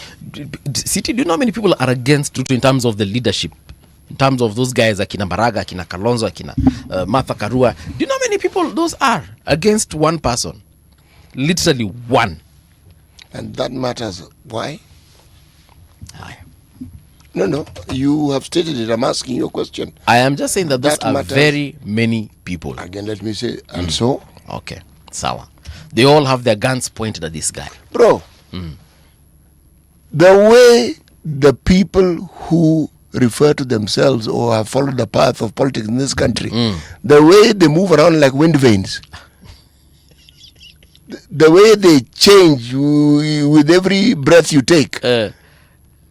Pause. I shouldn't be shocked, eh? Pause. Nitulie tu. Pause. Calm down. Pause. Let these things unfold, bro. Okay. Okay? I will let. I have let. Yes. In studio, our guest is Franklin Mukwanja. Now, Mr. Franklin Mukwanja is the CEO, Center for Multi-Party Democracy, also known as CMD Kenya. We want to have a conversation about Katiba 16, constitutional change, democracy, and Kenya's road to Vision 2030. Franklin, good morning and welcome to Radio Generation. Good morning and thanks for having me. Karibu sana. Asante. Uko salama? Kabisa. Nice to have you here with us. Naje vijana wanasema siko salama, niko Nairobi. But then ni ukweli, kuna mtu sasa ako salama. Yes. Ako salama the location. Tuko na methali. City atakusomea methali hiyo, alafu wewe utaweza kutuambia what you think about that proverb before we get into our conversation. Asante. Over to you, City. Our proverbs for the whole of this week come from the Republic of Tunisia. He fled the drop of water and ended up in the rain pipe. He fled a drop of water, ending up in the rain pipe. Oh. You want the meaning? Your interpretation. My interpretation. Yes, what do you think it means? Yes. Yeah. Reminds me of a Swahili phrase. I don't know whether it is an authentic one or the usual Kenyan banter. That unaruka matope kisha unaangukia nini? Kinyesi. Right? You ni Kenyan banter, but yes, it is well known. Yes, from the frying pan to the fire. I think it's basically from small problems, running away from small problems, ending up in bigger challenges. I think, in my view. Yep. With reference to politicians, you see them all the time. In fact, as you came in, that's the conversation that Paul was referring to. The movement of politicians from party to party. And he was talking about, well, you know, there are all these people who are referred to as political leaders who seem to be against the president or against his party. And I was telling him, in Kenyan politics, that is not something to concern me at this point in time. It honestly doesn't concern me. I say it means it's something I should just observe and watch. Because it's like when the World Cup began, how many teams were there? 48. Exactly. Did we know what was going to happen next? No. But we just kept following. Yeah. Just kept following. And Spain are the champions. Yes, exactly. The last 32, the last 16, the last 4. Okay? And the people who it had been assumed would win, they didn't win. Yeah. So I'm simply saying our politics isn't really that different. Yeah. The firimbi imepigwa. Ndio. But let's watch. Okay. Hi. Franklin, several things have been happening, but I want us to focus on this whole issue of democracy. What do you think about the democratic space in Kenya? I think we have the institutional and legal capabilities, but we have not utilized that as much as we could have, especially post 2010. I think Kenya from 1992, when we reintroduced multipartyism, you could see from the quality of those leaders that were elected, you know. And they were ordinary folks who had a track record at their level as good teachers of schools, as good market leaders, as good cooperatives, you know, union leaders. And they had a track record of what representation was, you know, representing and articulating and aggregating the interests of society were. And that is why money was not a factor. But immediately, in the elections of 1992, when money became the most potent weapon that President Moi would use, then our politics got the bag of bad manners and shifting from a conversation of conviction of philosophy, you know, morals, values, ideas, to transactional politics. And I think the quality of both the leader, which is a byproduct of the citizenry, has been going lower and lower. And that low quality of the leaders that we have chosen has affected the democratic performance, has affected our democratic culture. And therefore, in as much as we have a new dispensation, I am afraid that I'm seeing that space is shifting, and that space is shrinking. And before we changed our constitution in 2010, Uganda's constitution was better than ours. All right. Before 2010. Before 2010. So Uganda's constitution was better than ours. It was better than the old one. Yes, the old one. Okay. All right. And look at where they are. And it's not badly off constitution still, but look at where they are because of just having wrong leadership, wrong choices, you know, to superintend over the country's, you know, business. And that tells you that even how we ended up, and I decry this a lot, how we ended up with trusting individuals' city that outrightly opposed the new dispensation to preside over its implementation is something that I feel we shot ourselves in the foot. And unless individually Kenyans look in the mirror and see the problem of Kenya in their mirrors, we will not be able to fix this, because these leaders are only but a representation of who we are as a society. Do you think that Kenyans general, and even Kenyans at the time that have been electing all these governments since the new constitution, do you think Kenyans usually have that constitution in mind as they are voting for leaders, or constitutionalism is something that hits us later when we feel like it's relevant? We only remember the constitution, for example, during Maandamano. We only remember constitution when Rex Masai has been shot. We only remember the constitution when perhaps one of the leaders says, you know, article this, whatever this. That's when we remember the constitution. But every other time, that thing is usually in the background. The bigger question is whether we vote for something. Okay. Right? I strongly am convicted that we generally vote against something. We identify what we don't like and socially vet, legally vet, democratically vet what we are voting against. Like right now we're very microscopic about what we don't want in 2027, what we are going to vote for. And if you look at that, in 2007, there was the narrative of 41 against 1. In 2013, it was voting against, you know, the Hague and rescuing Kamwana. In 2017, it was about this Kimundu must be retired. You know, this, you know, all these things.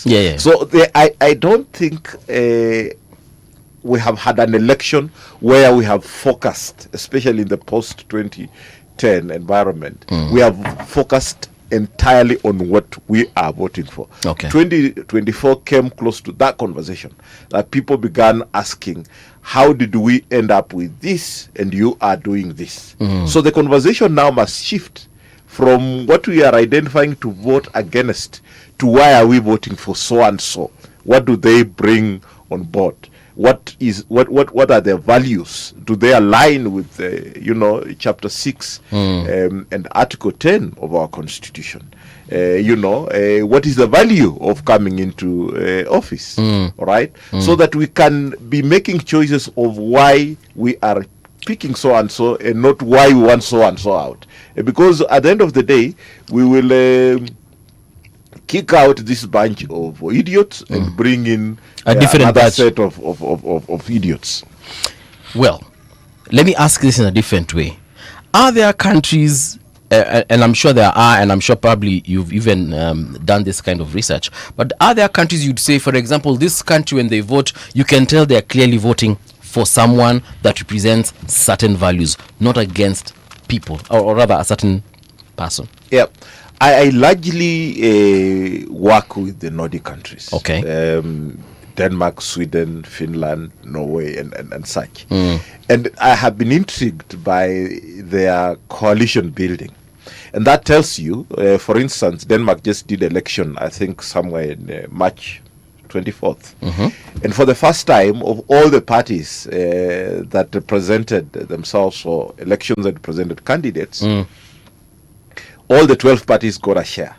Of the parliamentary slots. They are parliamentary system. But when it came to the negotiation of a coalition, all right, you can imagine ODM telling UDA that we are principally in agreement that we can form a coalition and govern. All right. However, because we disagree on some specific issues and we do not want to countenance, we don't want to be in trouble with the people who voted us based on this understanding, we will not take up cabinet slots so that we can on the floor support your agenda when we agree and not disagree on the floor when you bring in policies that we are not aligned with. This is a conversation they had. This is a conversation they had in terms of constituting a cabinet and constituting a majority. Okay. To form, because their legislature is 179. So you need 90, to form majority. A majority, yes. All right. To be and you could see that from March 24th to early June, when the Prime Minister now visited the Queen, the King, and said, I have the blessings to form government from my negotiations. You could actually see that was moving, right? This week is City possibly being given a chance to negotiate. They fail. Tomorrow is yourself, until they were able to come up with a formula. Mette Fredriksson convincing others that actually I can be able to establish government based on this. You can see that the party leaders here and the MPs that have been elected have not departed from the reason why they were elected. All right, negotiating on principle, negotiating on the promises that they made, not just saying I want a cabinet slot and that is it. So they are actually, but again, comparing Kenya and such very advanced democracies, we may be over-punishing ourselves. But I think there's something about a culture of our people. And I think our major problem in Kenya is that we have a very poor obtaining political culture, right? That we need to root out first before we can actually make our political parties as proper public institutions. Why do you think that, if I'm to go by what you've said, that we have a poor culture? What's poor about it? I mean, why would you want to, for instance, why do we have challenges like voter bribery, normalizing it? We have normalized violence. If City, you came here the first day you were reporting, and the general manager of this institution met you with some goons out there, and you were properly disciplined for being 1 minute late, would you work here? Why do we? I would. I would go back and come up with my own goons. You see, that's what I'm saying. Why would we take the most important exercise of hiring workers to be as violent as our environment? Why do we corrupt it? All right, that is the problem that I have. That today, if you go and to seek for an elected position anywhere, you want to articulate critical issues. But people will start organizing themselves. But let's start from the very beginning. And if we're comparing, look at these political parties in Europe. The thing that distinguishes them clearly from us is that they actually represent a certain political ideology. Correct. And their supporters believe in that ideology. When you hear of the Green Party, the people in the Green Party are essentially, if I may think loosely, environmentalists. They are thinking, they are being, the way they go about, that's how they think. If they say they are social democrats, you will understand why they are called social democrats. There'll be this balance, this focus on a purely capitalistic system, which in essence then creates oligarchs and so forth, is something they'll be against. They will look into the welfare of the people. You know, if it's the Labour Party, you know how they're going to go about it, okay? They are going to be big on the state owning enterprises. They will be big on workers having a very big say. So here, what do these parties actually stand for? Anything but ideology. Yeah, precisely. So let's start there. There is no ideology to follow.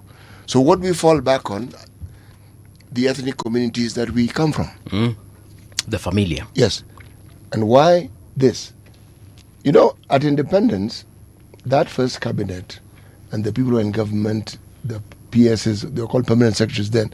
You know those people were genuinely patriotic. They sought, the only people they were not patriotic towards were the Northern Frontier District. But they tended to think in terms of the country. The practice that has matured and that we speak of now didn't start now, didn't start with this government, didn't start. It's been, the rot has been setting in incrementally over time, over time. Now, there are those who argue that the rot really set in the Moi era. And they will point to things that they'll consider to be evidence. Actually, the Moi era may very well have been the time when the rot set in. But the Moi era is also what bred resistance to that way of doing things. The Moi era is what bred resistance that then brought about the multi-party era. Correct. Which means the citizenry did not favor that way of doing things. Yeah. Now, we ask the question, if that is the case then and we elected people, many of the people who fought for that so-called second liberation ended up in government. Did they continue with the fight to maintain what they fought for? No.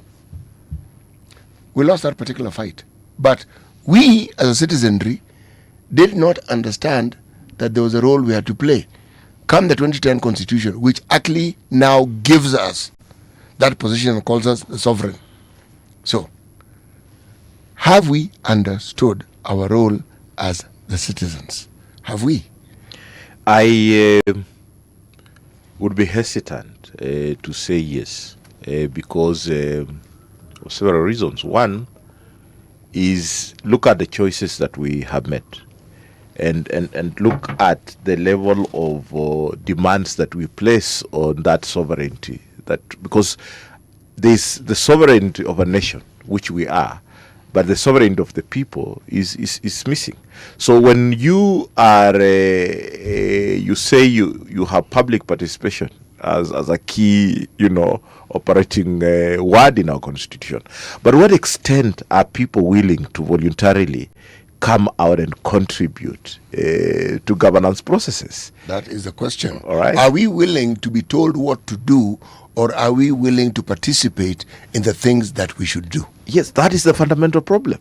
That if you look at the party primaries, in as much as we are ethnic, and I agree that the way politics has been mobilized for a long time is through the ethnic lenses. But you know very well that you come from Nyanza. You know very well that you come from Kitui. And you know that the powerful party there is Party A. And then you are not interested in the party primaries. That means 75% chance of the person carrying the dominant party ethnic ticket will actually become. So even the elections will not be as important as the party primaries. All right? We do not get to participate. Then what we end up with, you hear someone coming out of a polling station and saying, I just ticked, I didn't even know any of those MCAs who are buying. it is our problem as a people that unless we take it as our responsibility to begin to meaningfully, deliberately participate in electoral and political and governance processes, we will end up with the same conversation over and over again. Unless we let the ones that are available, the ones who have nothing else to do, to choose to do to waste their time in a very important exercise, we will end up with their choices, not our choices as the people who want to progress the country. Should people who aspire for political positions not champion the role of the sovereign and campaign on a ticket of the Bill of Rights and focus on what it is the citizenry need to understand? Or should they, campaign only on the platform, I call it the marketing platform, that our people always campaign on? Should the citizenry understand that the person who is focusing on your rights has your interest at heart infinitely more than the person who's telling you they'll build you roads?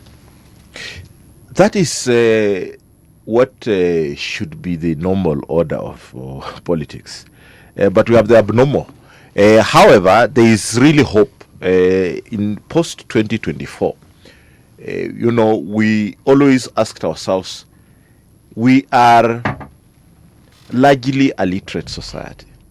Yes, right? we are. But why is it that we are politically ignorant? When are we going to act on what we know? But brother, are we really ignorant politically? I'm saying until, for me, especially for the younger generation, you already justified that the older generation actually, and I keep on telling young people, that if you look at the city Muga generation, as the Gen Zs of those days under Moi, right? Did a little more under very constrained circumstances. Yes. That is not well appreciated. And therefore, what are we doing? That there must be a sustained intergenerational dialogue between City Muga and some of them who are his grandchildren. All right? So that they appreciate that we have pushed the level of citizen civic agency to a particular level that you must pick. All right? And part of it is that your generation was a very active generation. All right, participating, coming out and articulating these issues. I was a little bit hesitant that after the Kanu fall and that city generation ended up in government and largely disappointed in terms of accountability and integrity, they were really merit government. Mwai Kibaki really tried to have a government based on merit. But failed on three fronts. The issue of ethnic balancing, the issue of accountability, and the issue of integrity. And largely it failed by the civic actors who joined government on the two issues of accountability and integrity.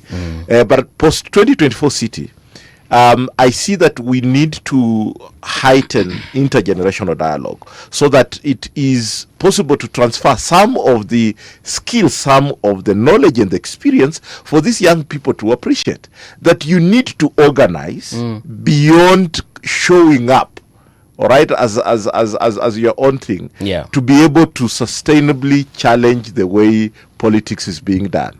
And for you to be able to have spaces, convenings that you are actually giving platforms, because those people you are saying that have the idea about the rights, the Bill of Rights, do not have space in political parties. The traditional political parties are there, is almost the personal property. Look at the conduct of what is going on in ODM. Right? Look at what is going on in other parties. You realize that having an alternative view of things is deemed as disloyalty, and you will be punished for it. All right?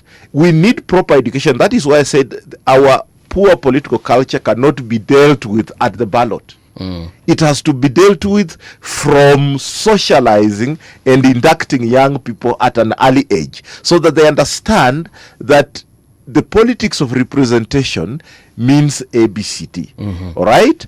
This Bill of Rights came into the Constitution based on this, backdrop. Okay. And this is why the software of our politics should contain these characteristics so that we can be able to make the right choices. As long as the chooser is as ill-equipped as the person offering themselves to be chosen, we will end up in trouble. So political education, and there's this problem. I know City came from the classroom.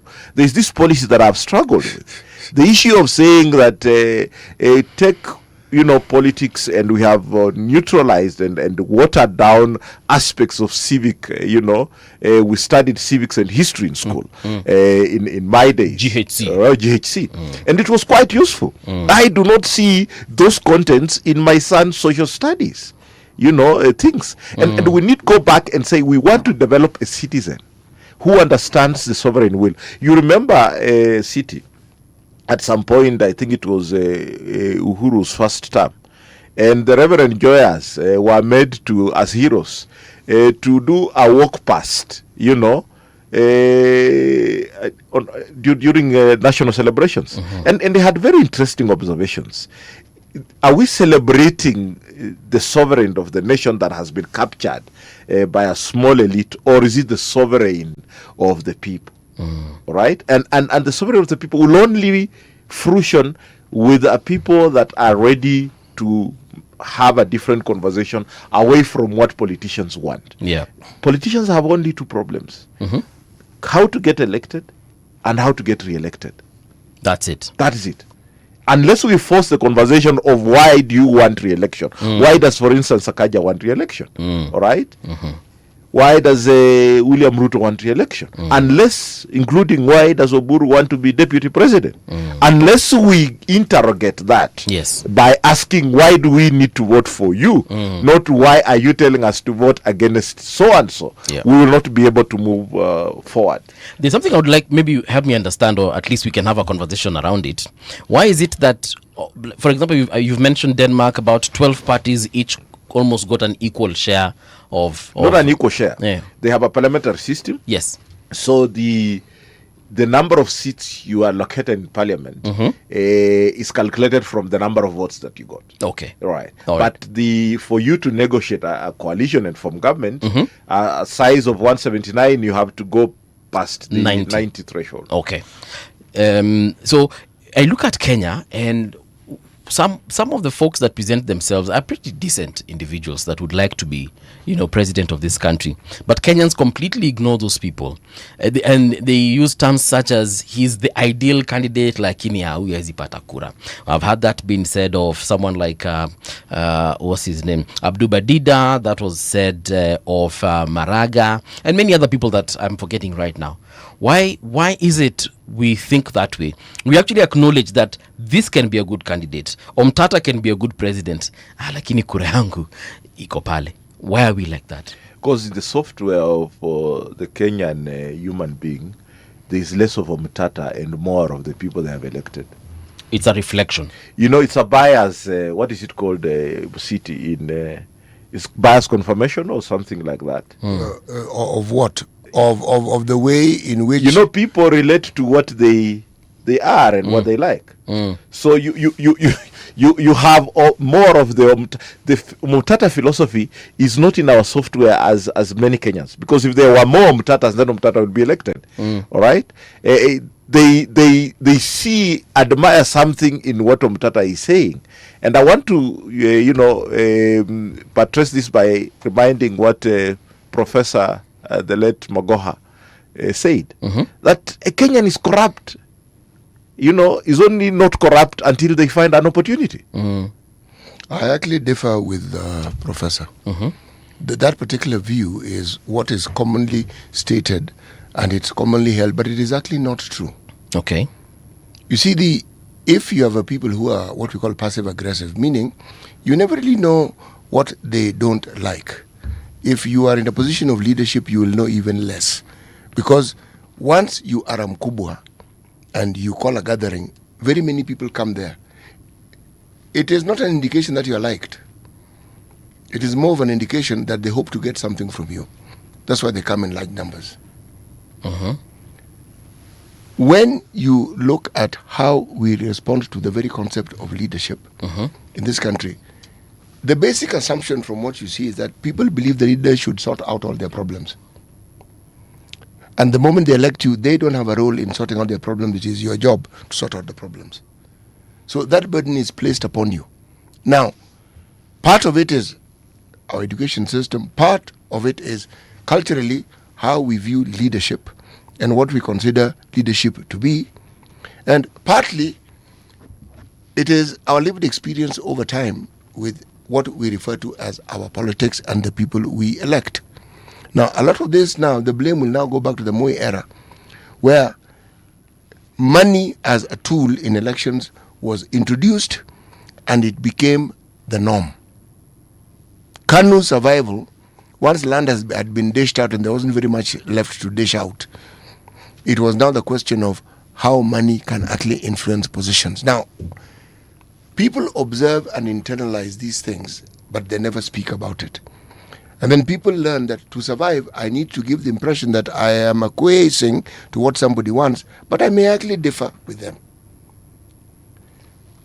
That people want the right thing and that people would like a leader to direct them that way was demonstrated when Kibaki came into power.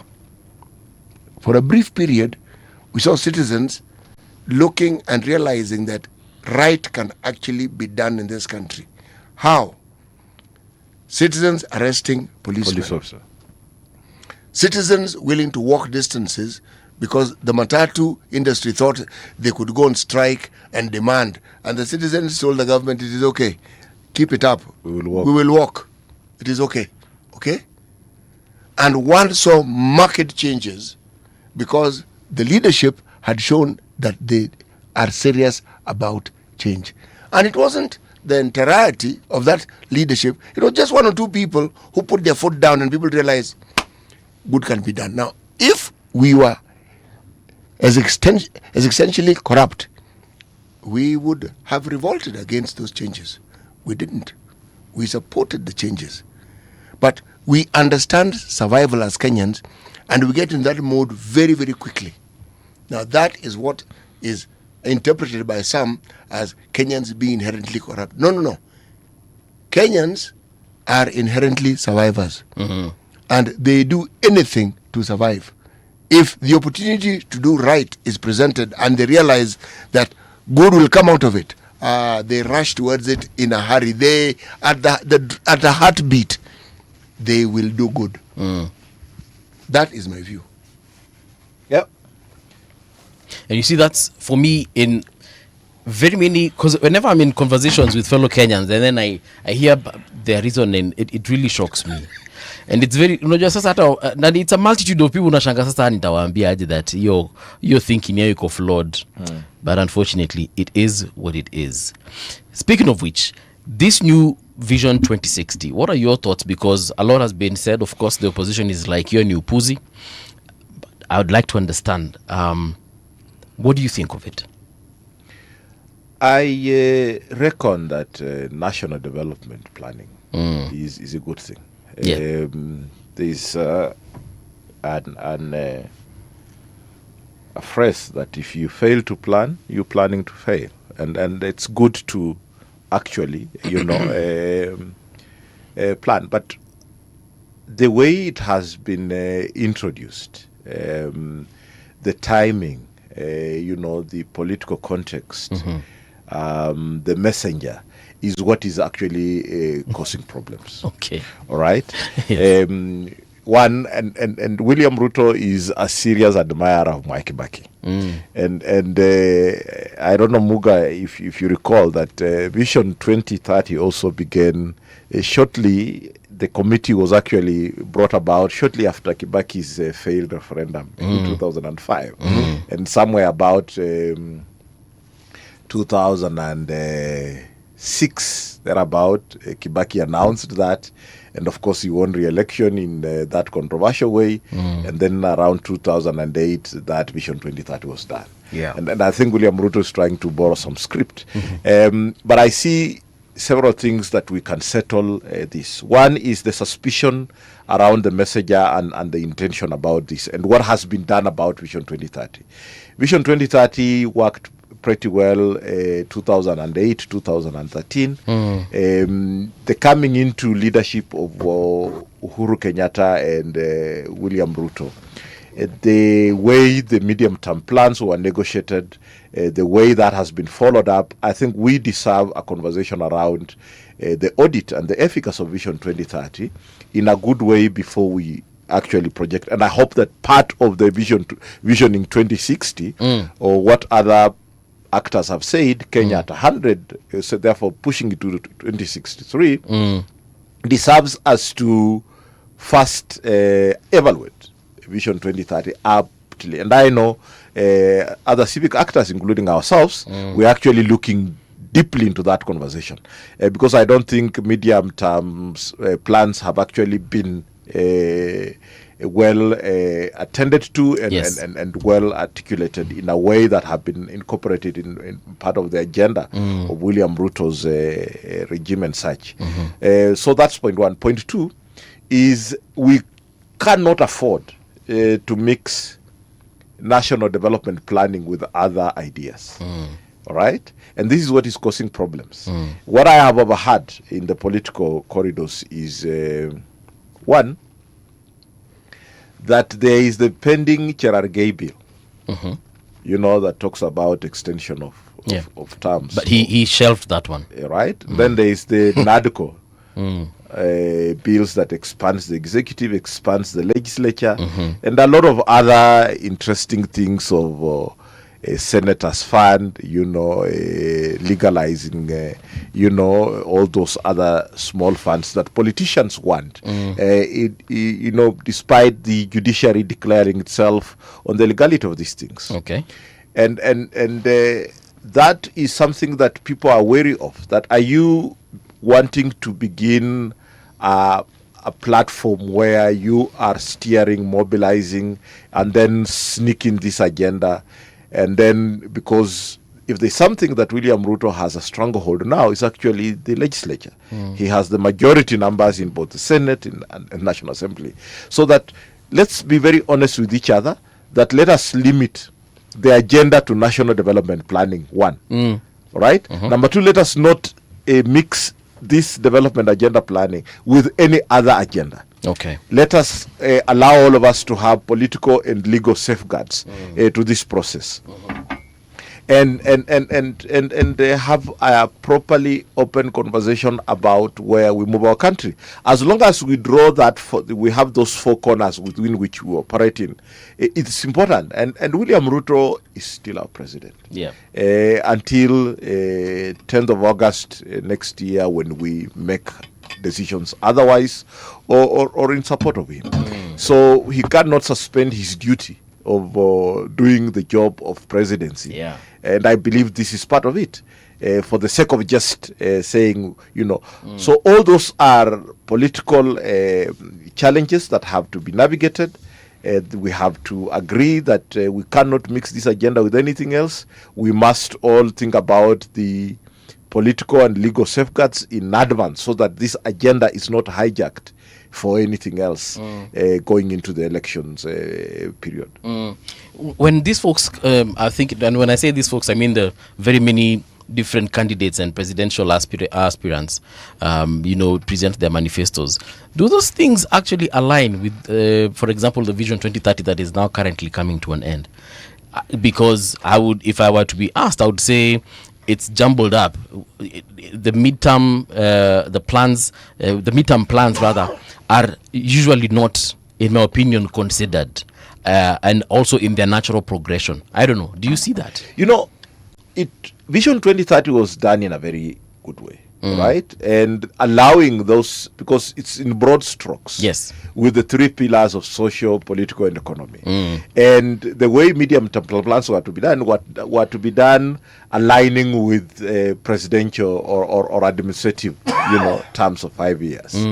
And the technocrats were allowed to be able to do about 75% of the job, and giving 25% of a new administration to inject their own ideas in there. So all those safeguards have been put there. Inject ideas that align with that vision. Yes, so you have your own vision, but you see, that's why it has to be participatory. That we now want to vision Kenya at 100 years. All right, so that as you develop your political agenda, you know that this is the country's vision, and then you're only differing on the ideas of how to deliver. Yes. All right, and that is what is then allowed to say you are a new administration. Now let us conclude the medium-term plan for the next 5 years, inculcating your own ideas and values into it. So all that was there. And even in 2022, as CMD, the parliamentary caucus on SDGs and business, Vision 2030, and the Kenya SDGs forum, which is a conglomeration of civil, private sector, international development organizations on the implementation of the Sustainable Development Goals. We actually did a framework of how political party manifestos can actually align, with the Vision 2030 and the Sustainable Development Goals. We sat down with people like Bwana Kasuku, who are very instrumental in the Azimio manifesto. We had engagements with Kenya Kwanza to just make sure that they are listening in and doing these things. But we have a problem with the software of our politicians, that they are very good during the campaigns, but when they get power, they far from good. And these things get to change along the way. So yes, you need to align, because it's whole of society, whole of government approach. You need to align this thinking. All right? But the options and the priorities of particularly those ones that have an AIE and a budget, like the president, like the governors, is very interesting, because all of a sudden people want just to take on matters brick and mortar, because it's more profiting for a governor to initiate the construction of a hospital and not rent a building and put in equipment and doctors to start offering healthcare services. The constructions mean there is something for them. And if you go around this country, you have so many structures, including, if you look at the big structure in Kakamega town for the Kakamega Referral, I think level 6, until now, brick and mortar. Some of them have been, like around Burnt Forest, now changed from a hospital to a KMTC.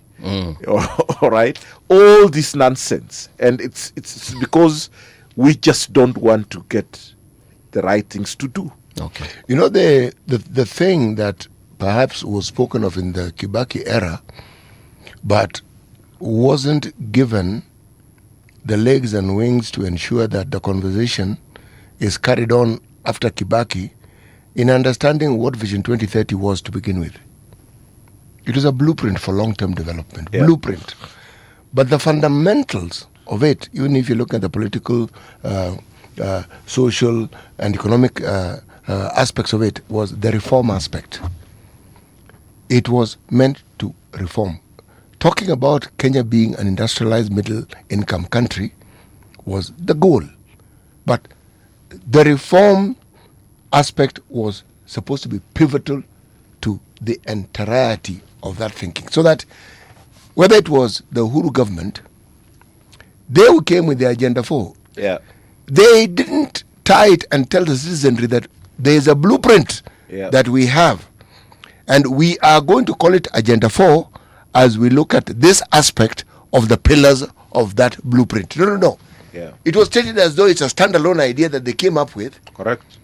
It is not even understood that in that conversation, the Uhuru government even tried this housing project. They even came up with the Kenya Mortgage Refinance Company. Yeah. Okay, that most people don't even know exists, and yet it exists even to date. Yeah. So the thinking of the social aspects that housing would bring in was started then. But given our politics, we think that the social aspect of housing was started in this particular government. It wasn't. It was part of one of the pillars that were of 2030. And 2030 was not a Kibaki project. No, it was a government project. Long-term development blueprint. Now, there needs to be another blueprint after 2030. But if the blueprint wasn't even spoken of continuously, the conversation was lost. Yeah. And I want to challenge you, City. You go back to William Ruto's speech. He didn't even mention the Big Four. Never mentioned where he was the second in command. He didn't even mention his bottom-up economic transformation agenda. That tells you the real disconnect of what they were up to. That tells you the politicization of even a development project or a development blueprint. Because everybody came up and talked about what they were doing. And yet, if you look at it critically, everything they were talking about was part of the Vision 2030. Yeah. Yes. All right, gentlemen, we've come to the end of the show. Thank you so much, Franklin, for this conversation. Na tunakushukuru na tunakuomba uje tena. Nitashukuru mwaliko. All right. Asante. Do stand by, folks, because in the next hour, we also will be having another conversation. This time round, we shall be focusing on this question on whether this particular government will get the youth vote. So don't go too far. We'll be right back. Radio generation, the sound is fine. Pump it up, turn it high all the time. Let the music move you, let's sway. Radio G's got your jam all day. Radio Generation, the home of urban soul.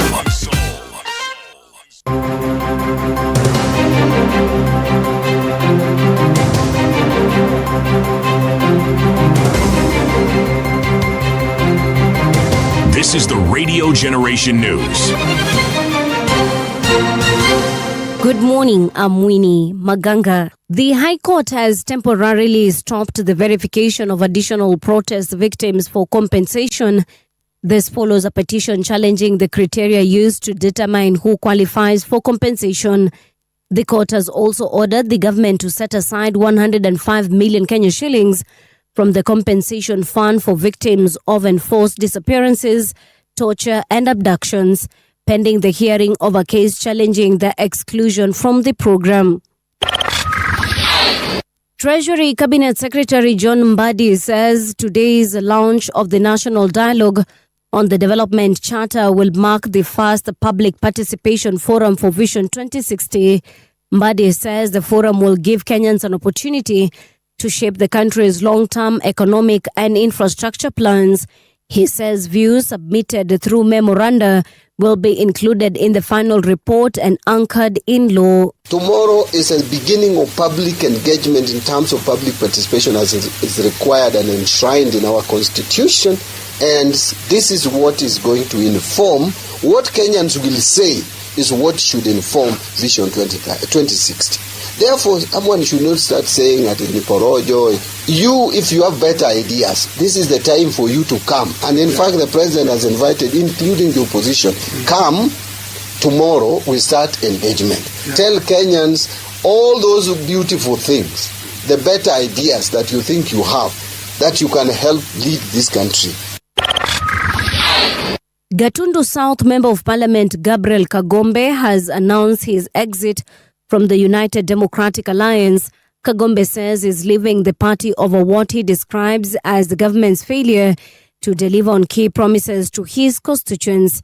Speaking during a burial in Karangi village in Kiambu County, he cited stalled roads and limited development as some of the reasons for his decision. ati 0.8% ya pesa ambayo imeuzwa huko Mombasa ati upatiwe wewe serikali, alafu bakshishi ndio sisi tunakuja hapa kulipa stima, kulipa kuni, kulipa wafanyikazi, na hiyo pesa itabaki ndio tunapatia mkulima. Sisi tunasema kitu moja, serikali ambayo ifikirii mambo ya mkulima wa majani chai, serikali ambayo itambui contribution ya mkulima wa majani chai kwa kuleta pesa ambayo tunaleta ya kigeni hapa, na inaona bado inaenda kusukuma wakulima tena, hiyo serikali ambayo inalipisha 0.8% ni lazima iende nje. Likoni Member of Parliament Mishi Mboko has told DCP leader Rigathi Gachagua to let former Prime Minister Raila Odinga rest in peace. Mboko was reacting to Gachagua's call for an inquest into Raila's death. She said Gachagua had previously made hostile remarks about Raila and should therefore not be involved in calls for an inquiry into his death. Tunataka kumwambia huyu jamaa Rigiji amwache baba apumzike mahali alipo, na tunataka kumwambia ya kwamba hakuna Mkenya ambaye ajui kama Rigiji alikuwa anachukia baba. Wewe Rigiji uliita baba mchawi, wewe Rigiji uliita baba mganga, wewe Rigiji ulisema baba utamwekea mitego kila mahali, including mitego utaiweka State House, baba asiweze kukanyaga State House. Wewe ulisema baba uongozi wa taifa la Kenya atauona viusasa, hata sikia hata harufu ya uongozi.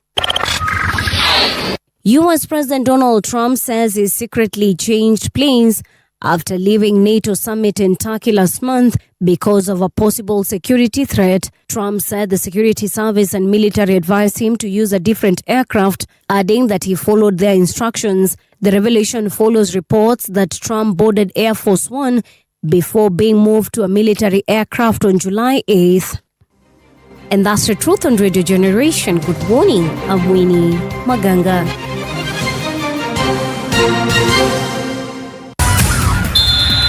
Sports on Radio Generation. Good morning, I'm Samuel Otieno. Paris Saint-Germain have been given an extra dressing room for today's Super Cup match after complaining about their facilities. The Champions League holders were unhappy with the size of their dressing room at the Red Bull Arena in Salzburg, Austria. PSG raised the issue with UEFA during a meeting on Monday, prompting the club to be given additional space before their match against Aston Villa.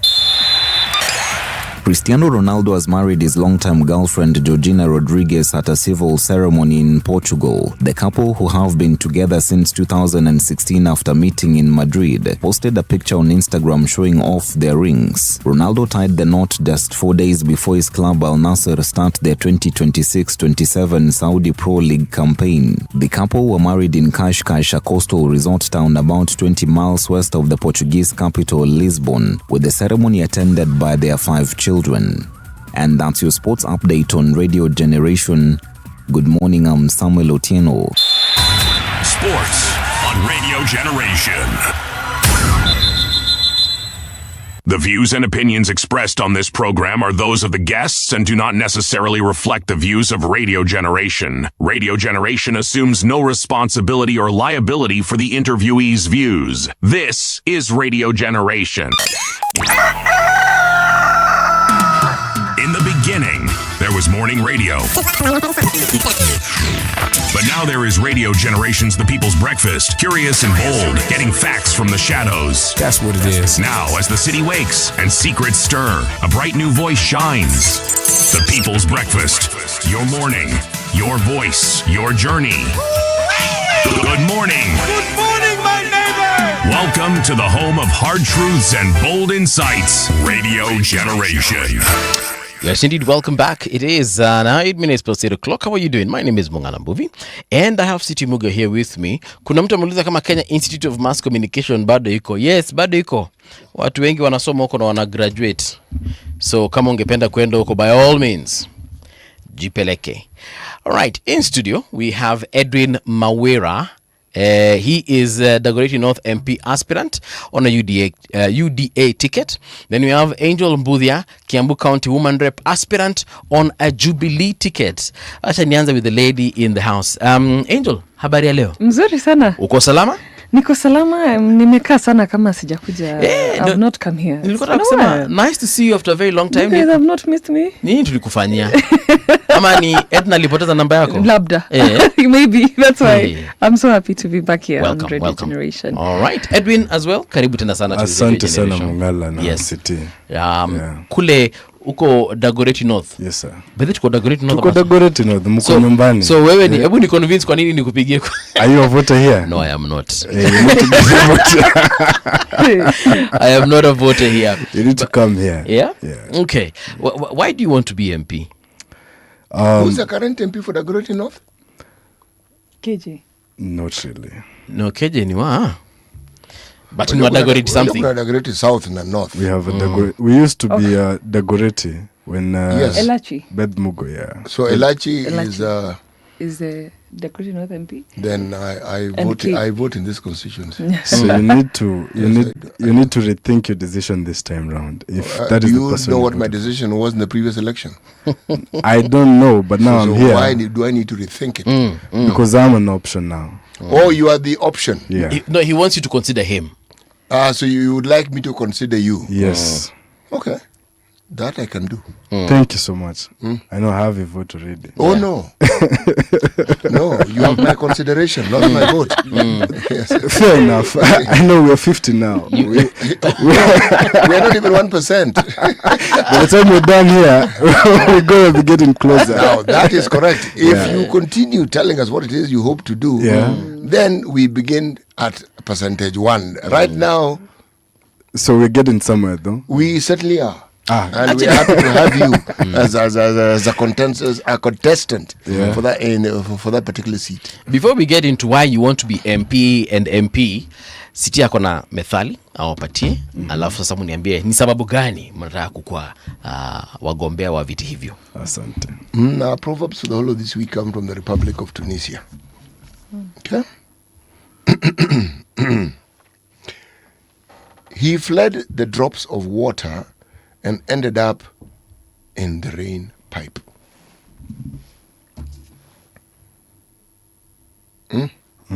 That's the proverb. This isn't difficult. We actually want your interpretation of it, not what you think it means. What you believe it means to you. That's really what we're asking you. Yes. So you can't possibly be wrong. Okay. Good. Angela, you're going to go first? Yeah, I can go first. I'm thinking of similar connotations I've had before, like a stitch in time saves 9. And when you're talking about fleeing a problem, doesn't really... you could be coming out of the frying pan into the fire. So fleeing the droplets and ending up in a whole water pipe. So that means could be about drowning. And I think that if you do not solve your problem in good time, then you'll have a bigger problem ahead of you, because the few droplets that were coming at you were going somewhere. But if you had stopped them in time, then you wouldn't be having the problem that comes after. So I think as a nation in Kenya, we have had so many opportunities to put a stopper in a few things that would not have led us to the situation we are in. For example, this morning and last night, I was listening to Mr. Ruto's presidential manifesto launch 4 years ago. And he was talking about if we adhered to the Big Four agenda, we would not be having the problems we were having in 2022. But if he adhered to the bottom-up economic agenda, we would not be where we are today. I think that those droplets, they were only droplets then. We were talking about a nation that was having a sort of an education crisis, but today we have a disaster of the education crisis.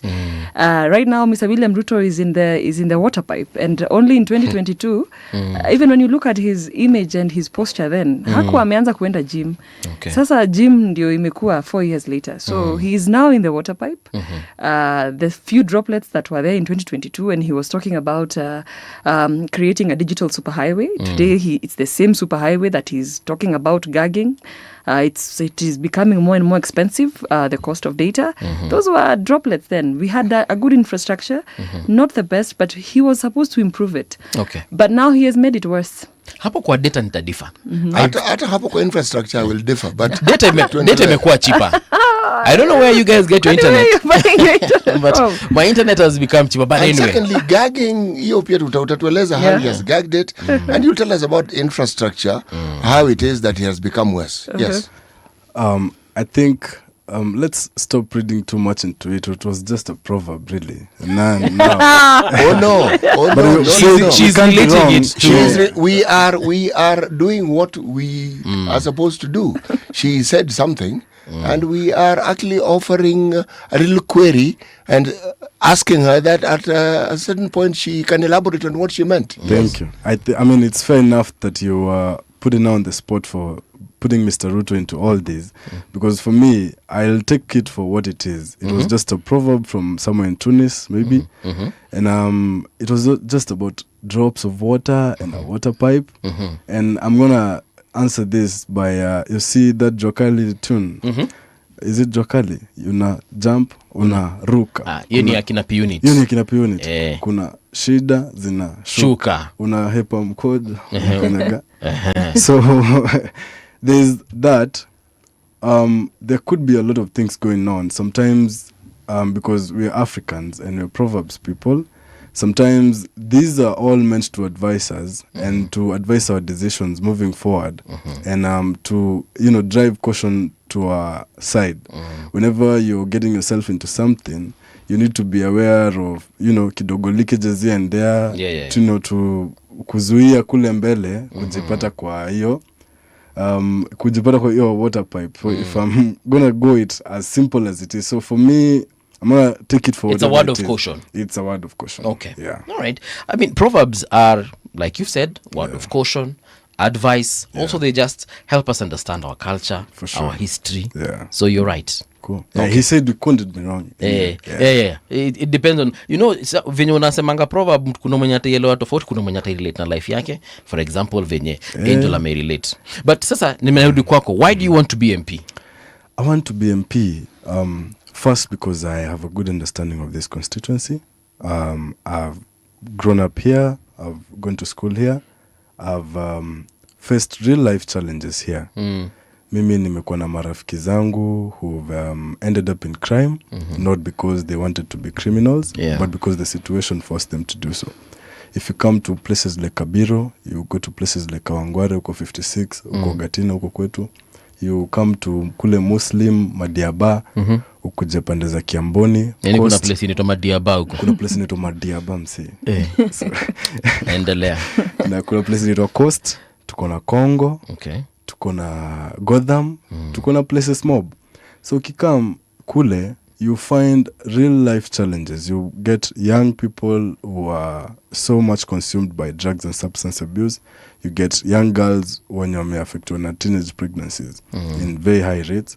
So all these challenges force these people to, seek life in a different way that is not the right way. Okay. So having experienced this, the high level of unemployment, mambo na shule, guys don't go to school. If you come to our constituency here, now leave Kilimani and Kileleshwa areas, come to Kabiro, Kawangware and Gatina wards. The level of, if I'm gonna call it illiteracy, iko somehow high due the transition kutoka kwa primary schools into high school into colleges. Not a lot of people end up in colleges if you come to that side of town. Okay. So for me, it's been a call from within. Having experienced this, and I wanted to be a change. Okay. So I sought election in 2022 for the member of county assembly in Gatina ward, and kura ikutosha. So I've come back again because I have a big understanding of what exactly I wanted to do, and I wanted to be impactful in the whole constituency. Okay. Having seen that the problems that affect a person in Kawangware, and they're similar with the problems in Kabiro, similar with the problems in Gatina. Yep. So I wanted to, and not forgetting the challenges the people in Kilelesho. We have these people coming to hustle down here, ndo wame set up vibanda huku za chakula na shops na nini. So our challenges are similar in all the wards. So guys have been asking, Mawera, mbona umekataa kurudi Gatina tena to seek election again? As an MCA. As an MCA, umeamua kuenda kwa constituency level. And I say, I want to be change in all these places because I have a deep understanding. And also not to say that I have a deep understanding that I'm not consulting. I'm still consulting with the people to hear what more. Kama jana nimekuwa pande za Kawangware the whole day. And the water problem down that side, iko na shida kubwa sana. We have a water problem. When you seek connection, kuna goons wanatumwa to to disrupt all those connections and everything. And sometimes it's worrying because like the people wenye wako kwa hii situation yenye tunaongelea, I don't want to use this platform to say the people in power. But it is what the people are claiming because wanasema wale vijana watakuja kung'oa zile pipe once they have paid for the connection. Kuna vijana tena watapia waseme mbona una connect maji na mtu so and so ajaambiwa. So it's the cartels. But nikuulizaje, how will you as MP do this, take care of these teenage girls who are getting pregnant? How will you improve the security of your area as member of parliament? How will you bring water to the people of your constituency as member of parliament? Actually, the questions you're asking, it's as if you're reading my mind. Because Ama, maybe you've done your research because this fall within my 5-point agenda. Okay. Because I'm looking to address those same challenges that we just talked about. You see, security challenge is a very big problem hapa kwetu. Saa 3, saa 4, sometimes wezi tembea. Utajipata labda nona.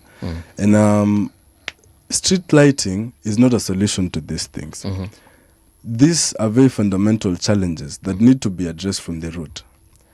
Ukikuja kule, the kind of example young guys have, me when I was growing up, the kind of example as I had for someone who's cool and everything is very different from now what I perceive as a good example. But what I want to understand is how as member of parliament, because as far as I'm concerned, yako ni legislation, representation na oversight. Okay. Sasa uta improve aje security using these three whatevers. You see, once you're a member of parliament, it does not restrict you to just sit in the office. Ama just go to parliament and, changia motions and everything. Hata wewe mwenyewe unaweza peleka motion bunge. Ukiwa member of parliament, there's a CDF kitty. This CDF kitty, you see, pale mtaani, ukikuja kama Kabiro, there's a very big boxing community. But they never have like a hall or, a gym, a proper gym. You see, if we have this kind of things, pale, you get to distract these people from, kuelekea the other direction. Okay. So, prudent use of the CDF is something I'm, gonna take so much concentration on. Juu hii ndio tumepata challenge kubwa sana. So you'll make people busy with the right things. Make people busy with the right thing. Especially the young people. All right. Because that is the biggest percentage of what we have here. We are a very big metropolitan constituency. Because hapa, wezi sema ati wewe ni Mluya, Mkikuyu, nini, kila mtu yuko hapa. Sawa. Tuta get back. Angel, yes, woman rep. Mbuvi. Yes. Kiambu County. Kiambu County. Why?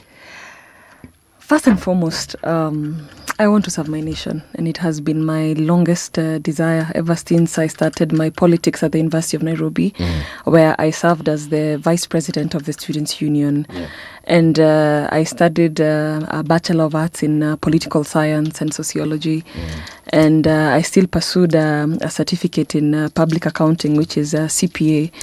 And later on pursued a Master's in Public Policy and Research. And gained a lot of experience in terms of working with governments like the Kenya National Youth Council here in Kenya, the All Africa Students Union in Ghana, and even becoming an advisor to the Dutch government on their youth engagement in Africa and the Middle East. And even working with organizations like COMESA in terms of how we engage young people in terms of trade and benefiting from finance and building a better economy for Africa, not just for Kenya. And having gone through all that, I see a deficit in terms of representation from Kiambu. And when we are seated with other residents of Kiambu, they ask each other when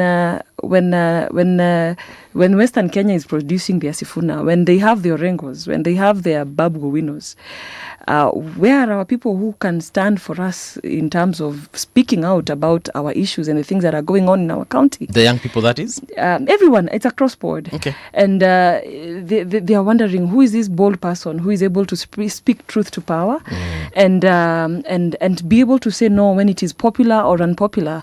I think I can count very few members of parliament from my community who actually speak to the truths and the wrongs of this regime. Yeah. I don't see that, and my biggest pillar in terms of the three roles of a member of parliament, the key one in my view is representation. We have a lot of issues going on in our county of Kiambu. We have young women being killed, either because of one reason or the other. Social issues are quite a menace. There are political issues that are involving land, and looking at our country of Kenya, after Nairobi, Kiambu is the next most lucrative piece of that has great pieces of land in the country. And even when we are looking at land in Karen, maybe classified as one of the most expensive, there are pieces of land in Kiambu that are more expensive than pieces of land in Nairobi. And that creates a very luscious and very enticing environment for everyone. And when you look at Kiambu County, it's a very cosmopolitan county. It hosts every other ethnic community in Kiambu.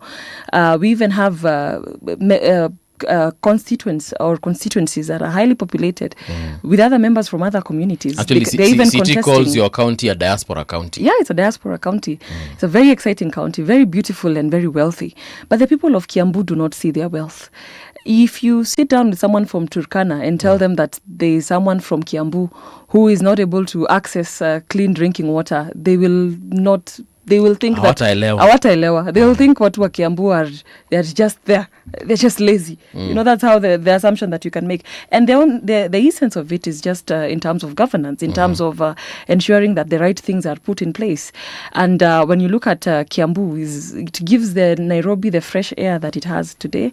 Kiambu County is hosts so many dams that give Nairobi even its natural resources of water. But the people of Kiambu themselves don't see that wealth. They don't benefit from this wealth. Okay. They are still very destitute. They are very desperate. You can find a young person from Ruaka with a parcel of land, an acre, or even half or a quarter of it. And they are just sinking into depression and alcoholism.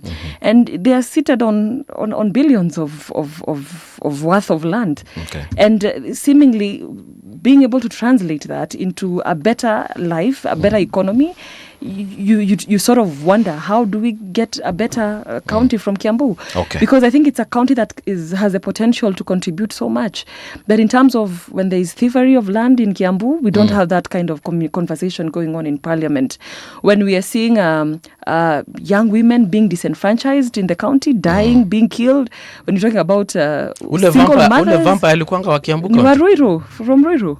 Those are things that are happening in Kiambu County. And it's a county that needs to be protected. It's a county that needs a lot of stakeholder engagement. Government cannot just do it alone. Right. There has to be private sector, the community, and everyone else involved. And this is that, I want to become that link for the county of Kiambu.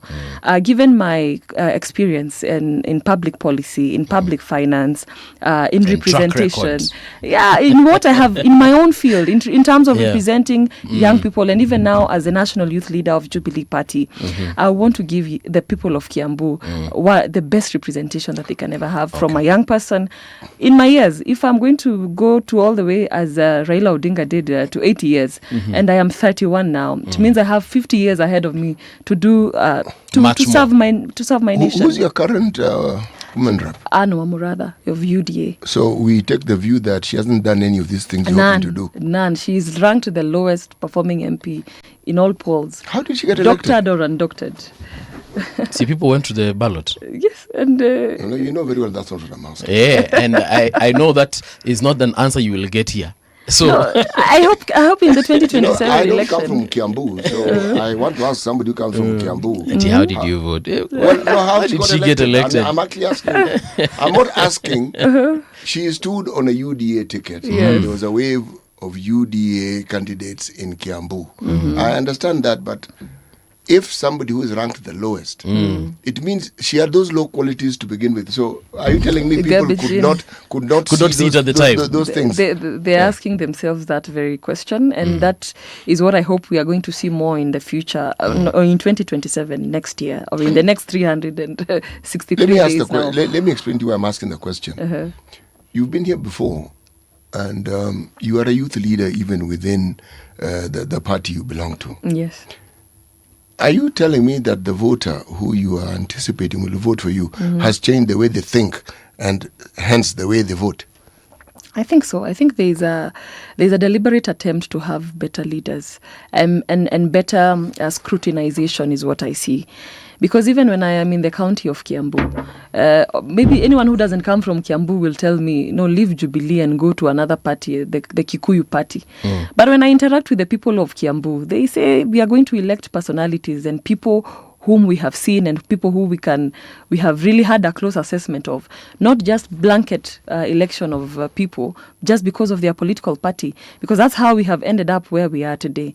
It should be possible for anyone, even running on an independent ticket or running on a political party that is not the tribal or the ethnic or the majority party perceived as has been over the years, can be different in 2027. I have seen that desire from the people of Kiambu, and I think that I am confident that they will do better in 2027. They have seen the worst of it. They have bared the greatest brink with their proximity to Nairobi. They can now see their relationship between 1,000 shillings and their decision at the ballot, and they cannot wait to make a difference. Voters are a treacherous lot. Do not. You see, if I look at how and why people vote across the country, the thinking and the logic often follows the emotions. People follow their emotions first, whatever is emotive at that particular point in time. And then the logic kicks in once the emotions has gotten them to the polling station and they voted. Yes. So it is for that reason that, remember in the earlier hour we were talking about the number of Kenyans who present themselves probably for the ballot. And you can see, this person is a good, they know what they're doing. You can see this person would be able to, and that is the person that did not vote. You're running on a UDA ticket kwa mfano. Yeah. Mi naona watu wanatoroka UDA, wewe ndio unaingia ndani. Help us understand. Mimi kwanza sijaingia UDA leo. Okay. Nimekuwa UDA. I've been at UDA from inception. And I'm going to tell you this. You don't join a political party because of populism, slogans and everything. Actually, I thought that is what you should do. But anyway. He's telling us why he joined the political party. Yes. You join a political party based on ideologies and based on what the political party stands for, and the direction this political party is headed to. Some guys right now are neither here nor there. They don't have a party, and they're just singing and saying how they're gonna win seats and everything.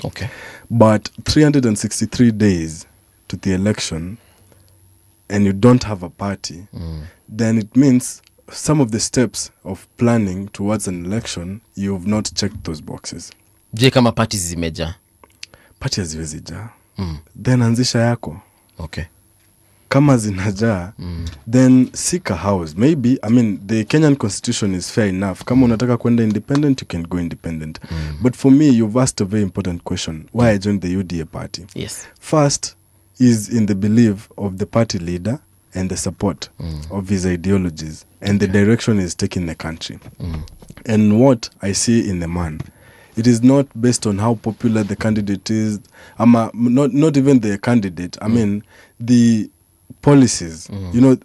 Having been a sitting president, President Ruto has some disadvantages to his to now when we get here at this political stage now. Yes. The incumbent is never, most of the time, the most popular candidate. We can always agree that. Because as City has said, voters can be very treacherous. Sometimes guys will be out here talking about how President Ruto, President so-and-so has not done anything and how they're going to vote this way or that way. But when you get to that moment where now guys get decisive, you start hearing people say words like, where Angel is coming from. Unasikia kama si Matiangi, we'd rather vote Ruto. Kama si now you go to Kambani, guys start saying kama si Kalonzo, we'd rather vote Ruto. Now, for me, it is an understanding of the fact that I'm not following President William Ruto because he's coming from my tribe or anything. I'm following him because of his agenda and his ideologies. Na najua pahali anapeleka nchi. Okay. Now that President Ruto is in UDA and is the UDA party leader, and by default I fall under that hierarchy, then I have to be in UDA. Okay. So there are people like Mudhoni Marubu, the woman rep in Lamu. She used to be independent, and then yesterday she issued a statement that she's not going to join a UDA, which is a very senseless statement to me, because first, she never belonged. She said she will not join. Okay, I didn't hear what she said. Yeah. But if she Well, said the she... caption, and if you look at the news, the digital news that you've got, the caption is that she decamps from UDA, but she was not in UDA. She was not in UDA. Maybe she after she won on an independent platform, maybe she what is it called, supported UDA all along. Yeah, but so that's why people have coalitions. If the moment you have a coalition, it means there are 2 parties that are working or 3 that are working, but nobody has left their party. Yes. Anyway, proceed. So for me, it is about having an understanding of what role political parties play in an elective system. And it is the whole process of democracy promotion, because if we as young people want to make a change in this country, we can only do it from within. And joining a political party is one of those steps. For me, choosing the UDA party, I've said this in this show already like 5 times now. It is based on an ideologies. Okay. Yeah. Sawa. The question today basically we're asking is if Ruto can win back the youth vote in 2027. Did he have it, Angel? That's quite debatable. But I think that... I think he did. In 2022, a lot of young people believed in him, you know. It was the whole issue of dynasty versus hustler, yes. and vice versa. So you can tell at the time the hustlers were young people, and they still are young people. Yes, I see your point, and I'm trying to decipher, because the voter turnout does not explicitly say that. Which voter turnout? The voter turnout of 2022. Okay. There were close to 8 million people who are on the register, half of them young people who did not turn out to vote. And that's the problem that we've been experiencing over the years. Our demographics indicate that young people represent 70% of our population. So if it is 8 million, and we're just speaking anecdotally, it can't be 50. Those who did not vote would be more. More than 50%. Yes, if you're talking about the youth vote, they will tend to be more. Unless now we get granular and ask, okay, well, who are the people who actually voted the most at that time? Were they young or not? City, the statistic of 70% is the statistic of any child, anyone who is below the age of 35. I agree completely. There's 18 to 35 is slightly lesser, maybe to about, I think, 40 to 50%. No, what we're talking about is registered voters. Yes. Isn't it? Who are above 18. Yeah, now registered voters, do we know the demographics of the registered voters and the percentage that the youth hold in that percentage? Yes. Do we know? The last time I checked, IEBC was approximating at 50% of the voter register is people below the age of 35. When did you do? When did you check that? as at 2022. Now it could be different. As at 2022. That's why they said there were 8 million people who did not vote and were on the register, and half of that were young people. Okay. Yeah. So for 70% does not apply on the voter register, but we'll see better things hopefully in 2027. You see why I asked the question is this: you are a young person and you are seeking to be elected. Yes. And you suspect that those who are older would vote for you as opposed to those who are younger. Who do you hope will vote for you? You're speaking as if we are speaking from Jupiter or something. No. I'll explain to you why I'm saying what I'm saying. whenever we talk about the youth versus those who are not youth, the so-called demarcation, I'm not going to call it a divide. You are talking about people who actually are in a register as opposed to those who are eligible and are not. Okay? Yes. Now, I am talking about now, where my conversation is, from 2022, if we look at those who have now entered the registry, are they predominantly youthful or are they predominantly those who are not youthful? And I'm arguing those who have now registered are predominantly youthful. Yes. People who previously had not even registered as voters. As voters, yes. Okay? Now, and I'm asking the question, when you seek to be elected, you will say, for purposes of conversation, that you are looking at the entirety of the population of this county that you belong to. But you will target a group that you feel will resonate with what you want. Yes. And my question was, are they likely to be youthful or not youthful? That really was my question. Okay. Yes. I think for 2027, they will be more youthful.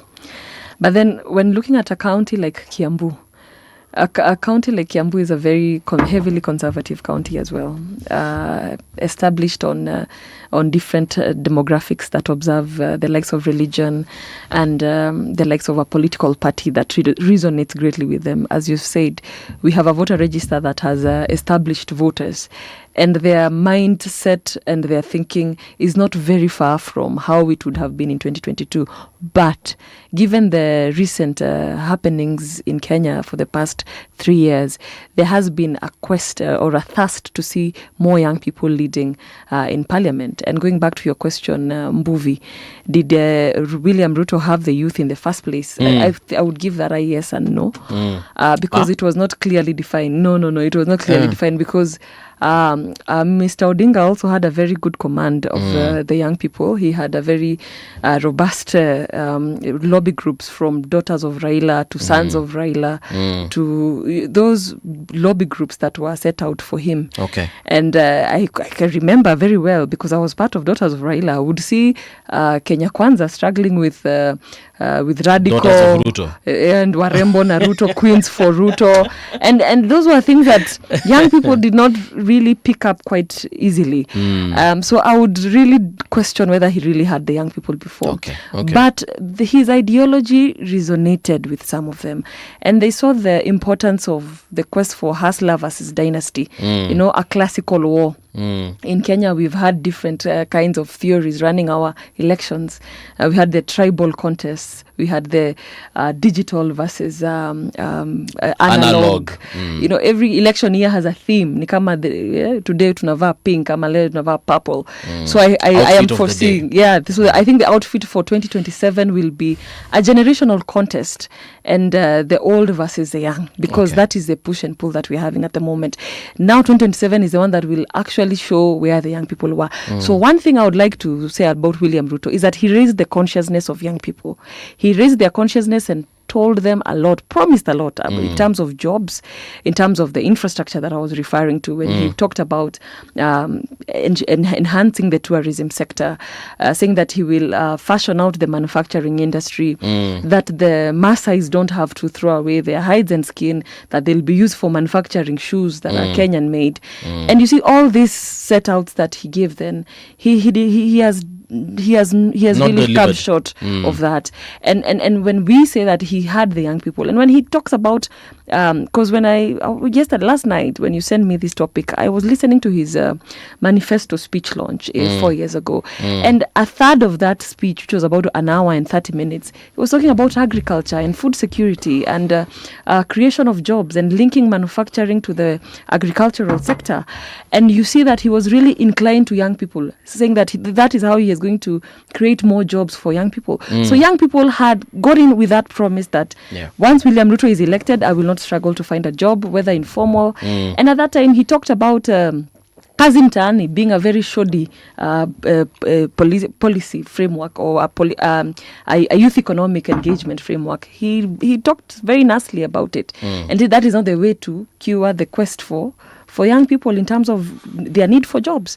But now you see, there were droplets then. Now he's in a whole water pipe. And he needs now to really rethink his strategy. And even when he comes to us and tells us that he's launching a Vision 2060, I think, and then he goes ahead to remodel State House. Yes. For me as a political scientist, and I think CT will agree, these are psychological don't be sure. theatrics. I know.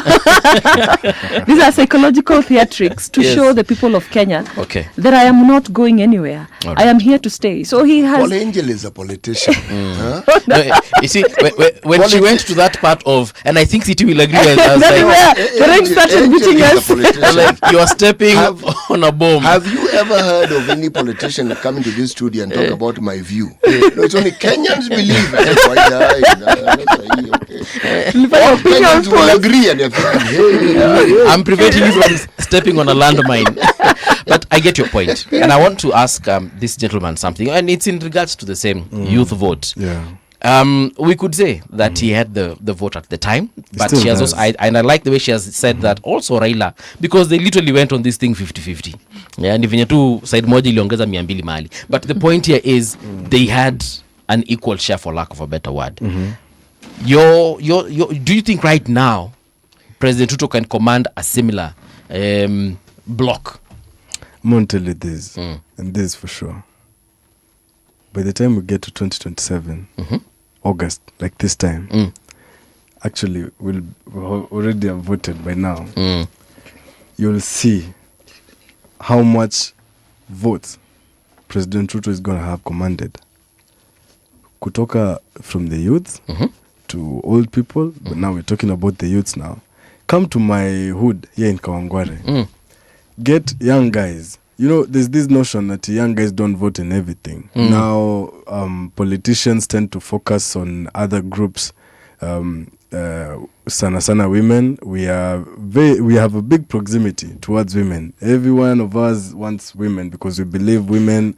Once they say it's you, it's you. And we want the woman vote. We are politicians, and we don't want to. Sometimes let's talk the truth for what it is.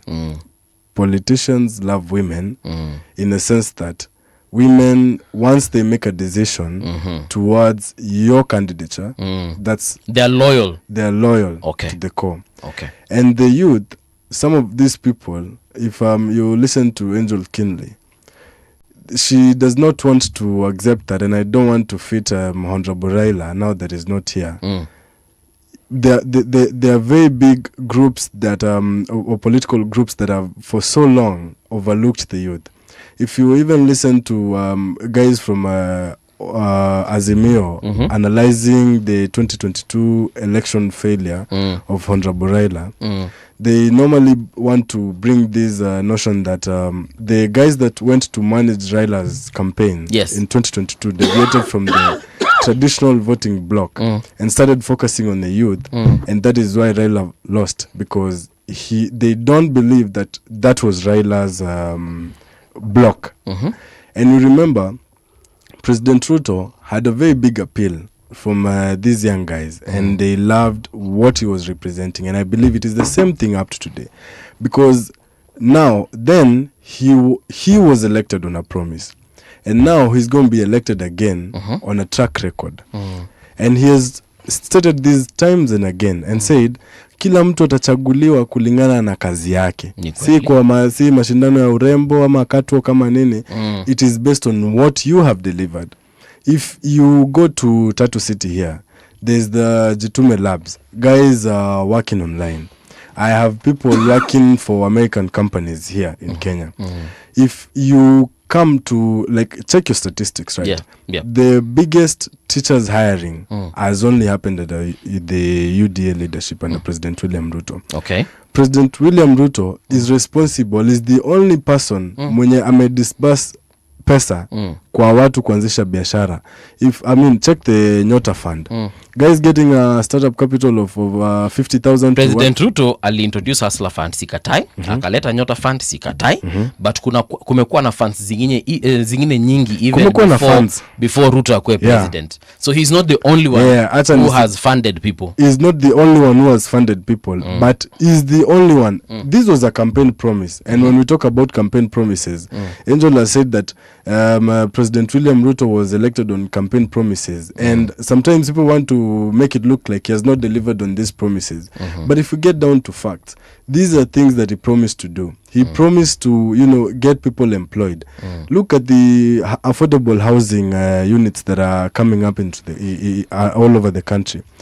The young people when wameajiriwa huku na stadiums and everything, these are real numbers. So I don't get numbers that they have differed on, but they are numbers nonetheless. Who is differing? Between him, the Kenya National Bureau of Standards, they always give different numbers, and especially on the housing project, we can fact check that. I mean, that's debatable. No, it's not debatable. There is a confusion as to how many people were employed on that particular housing project. It's not about debate. Ni venye tu huyu anasema namba fulani, huyu anasema tofauti.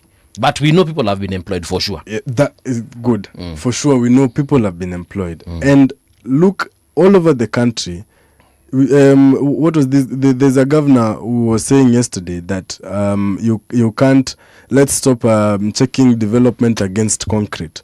That it's not just about building, but for sure, look at our population right now. When President William Ruto was promising these jobs, how then did we expect him to turn around the economy by provision of jobs without introducing proper working structures, like, introducing housing where people can work in real time and you see these people are working? If you go to Talanta Stadium, those people have relatives. If you even ask, just roll out a call here and ask if people have relatives who are working in Talanta, people who are working in Mukuru, guys who are working in all these affordable housing units.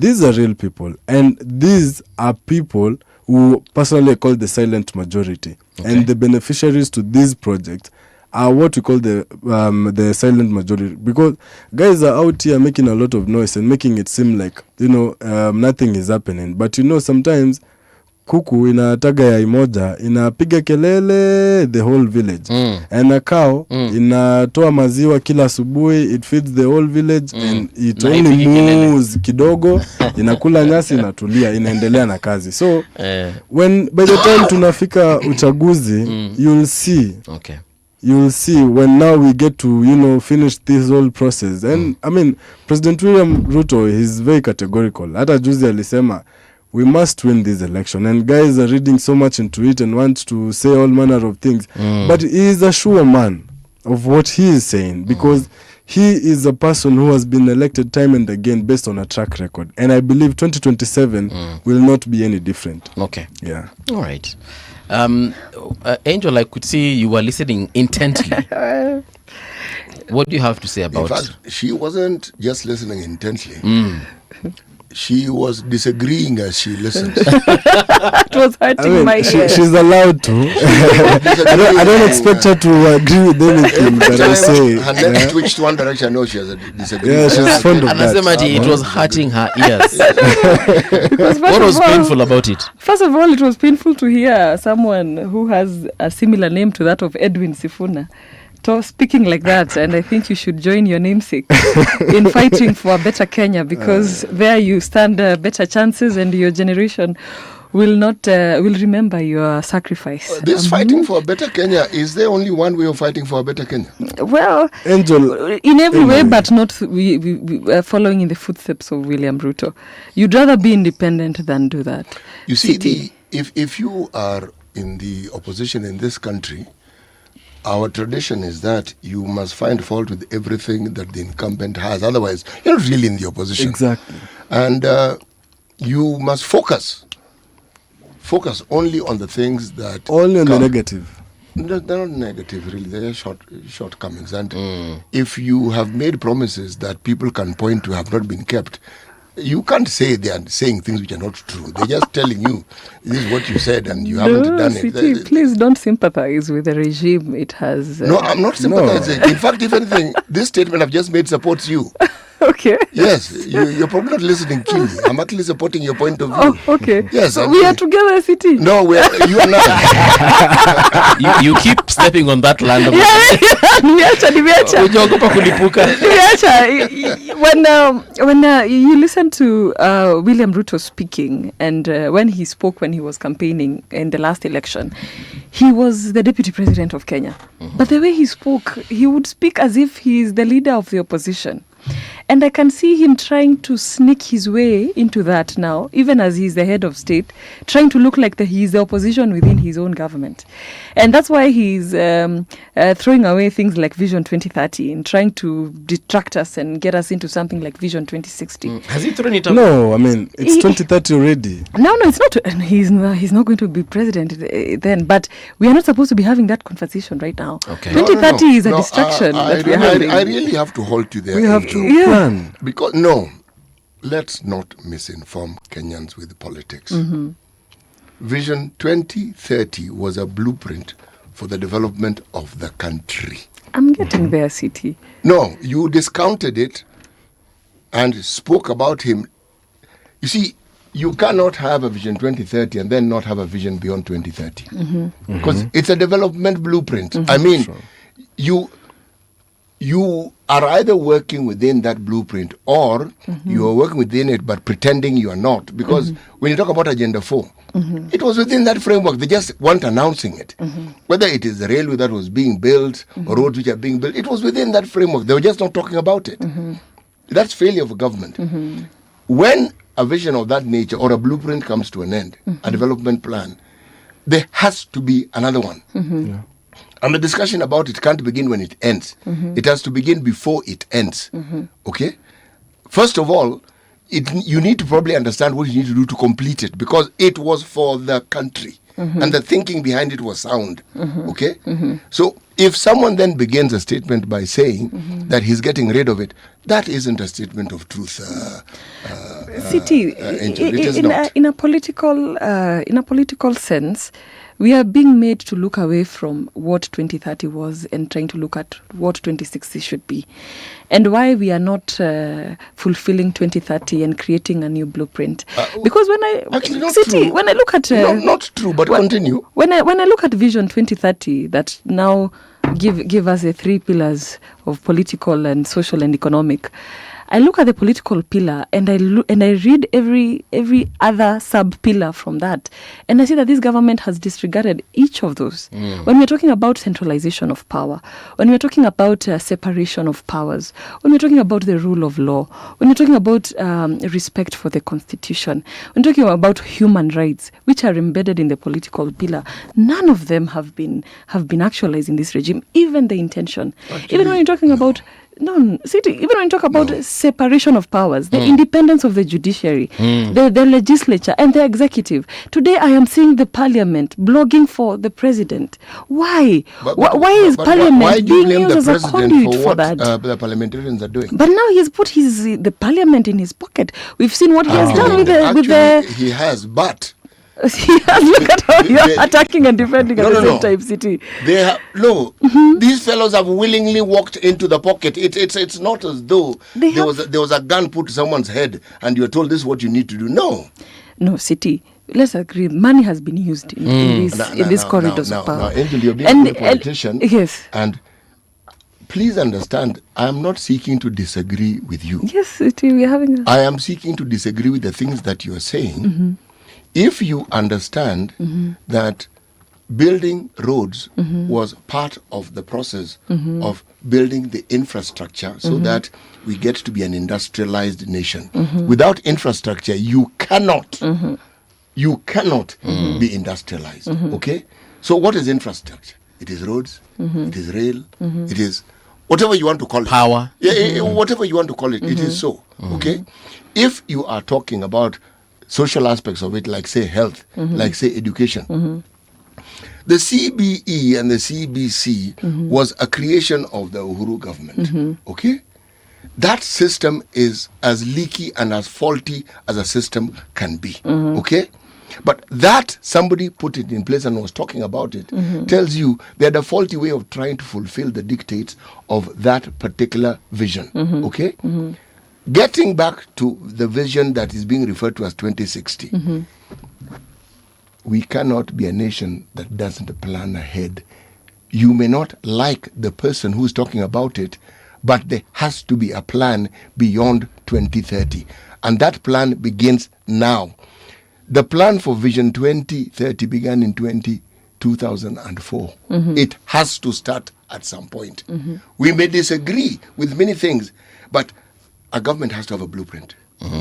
City, there is a lot of convenience in terms of bringing up that Vision 2060 agenda.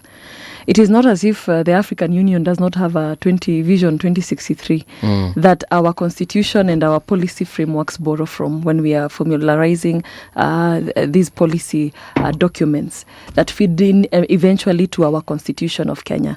And when we are looking at what he's trying to do with Vision 2060, is totally manipulative. I'm looking at his intention. You can be trying to do a good thing for anyone or for your relatives, but what is your intention? His real intentions is to detract us from what he has done for the last 4 years. City, we cannot ignore the fact that we have spent so much doing very little things. When we're talking about affordable housing, the debt we are in because of affordable housing. And when he spoke about putting in money where it matters most. If it was about housing, why do we need housing in Nyandarua? Why do we need housing in Embu when we have pressing areas, let's say in Roiro or not even in Roiro, in Nairobi, in places like Nakuru, in the cities? Why not focus on there first? Why do we need affordable housing in Garissa city? These are the things that we are talking about for this nation. We cannot be saying that you want to ensure that that we have single sourcing of materials, raw materials, but the single sourcing person is you. It is to, like what Gachagua was saying, it is to buy Kenya to build Ruto. Are we talking about the housing or are we talking about a faulty process? Well, I'm talking about the infrastructure environment that we were on. When you're talking about roads, because that's infrastructure, the hardware of the nation. Talking about roads, you're talking about the affordable housing that even the digital infrastructure that we are speaking about. If it is not properly procured, what's the point? It's like what happened to Olkalau. They were good things that they were taking to Olkalau. They were taking boats, taking government projects. They were trying to create, but the procurement processes themselves were faulty. So, City, I'm looking at the intention of this regime. I'm looking at the soul of this government. I'm not looking at the niceness of the blue lights that are now in State House, that glimmer at night when you're on State House Road. Yeah, it's a beautiful State House right now. You've never seen those lights? No. Never have I, but I have seen they photos. They have very nice purple colors. I think they borrowed the theme from your studio. Because I'm looking at the soul of this nation. We are talking about a country that is going through a democratic process that is going to involve going to the ballot and selecting and picking out your favorite candidate. And I think that if we do not look at the soul of this government, then we're going to end up into the same pit. Because if we are doing affordable housing, why are we doing affordable housing? If we are saying that we are going to be sourcing materials from one person, when you're talking about government to government procurement, I just see gangster to gangster. When there's a G to G. No, that's all we are. That is the soul of this regime. Angel. Malaika tafadhali. I mean, gangster to gangster. Basi. Political narratives are good. I'm doing the Lord's Angel work. No, the thing is, if we start on a tangent of seeking to find fault with any sitting government, we will find plenty. That's the simple truth. Okay. If we are seeking to educate the citizenry of this country, this conversation has to be balanced. There is truth in what you say, but it doesn't negate somebody who has a different view on the same subject. Okay? And it doesn't mean that the other cannot hold sway and cannot prove the very point that you are negating and saying it doesn't quite work this way. Because you can't talk about the dignity of people and not talk about housing. You can't talk about dignity and not talk about education. You can't talk about dignity and not talk about health. You can't talk about the fundamental rights of the people and not talk about these things. It's a simple truth. Now, we've come to the end of the show, unfortunately. But I shall allow you to have the last word. 25 seconds, please. No, I mean, I've sat here listening to Angel, and I didn't want to interject because much of what she said isn't true. And, being in opposition, it's not about shutting your eyes and failing to see anything positive with the president. And I don't have a problem for Jubilee and DCP and all these people in opposition not saying anything positive about President William Ruto. But every time these guys start speaking, I think they start losing votes, because calling G2G agreements that is doing gangster to gangster, Angel, I'm going to tell you, it's not. Call it for what it is, and let us be fair to this administration. This administration has been, for lack of better word, burning the midnight oil, trying to rectify the wrongs that have been this country has been driven into by all these administrations. And when she talked about President William Ruto campaigning as if he was in opposition in the last election, you've seen what happened. Her party leader is the biggest insubordinator of a sitting deputy president. You remember him going to press conferences and acting as if he was president, and now he's the same guy, the guy who disregarded the courts in very large, in very huge measure. This is the same person Angel is purporting to support to be president. And I'm gonna call him for what he is, a non-starter, because these are people who don't have an ideology. And if you ask Matiang'i or Kashakwa, whatever they want to do for this country, they cannot really point out what exactly it is they're looking to do. And they're on top of cars right now talking about how they're going to be president and everything, but they can't really say what they want to do for people in Kenya. And President William Ruto said what he's going to do. He has done it, and he has said he wants to do this again. And now him introducing the Vision 2060, he is the sitting president. You don't want to blame President William Ruto for failure to plan when now you get to 2060 and you can't really say where you are headed to. Look at Tanzania, they just unveiled a Vision 2050. This is a norm all over the world where countries sit down and plan ahead.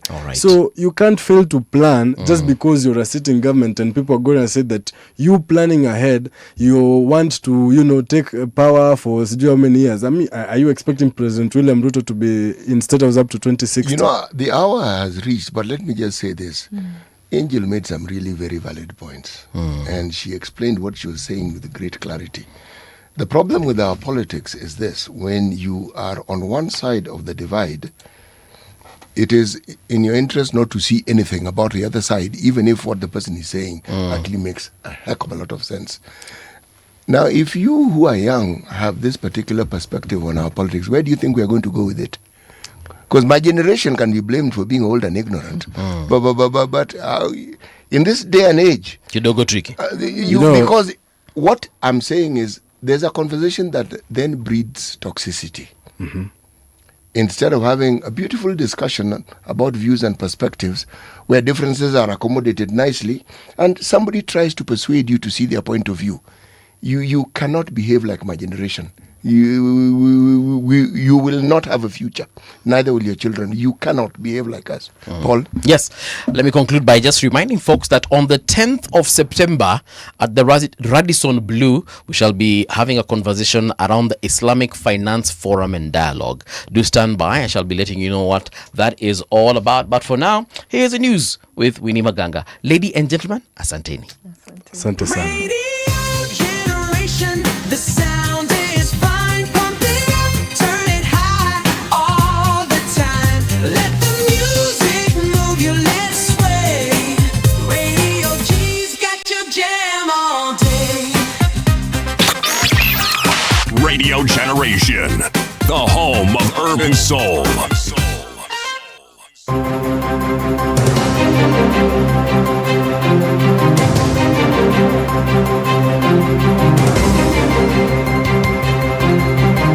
This is the Radio Generation News.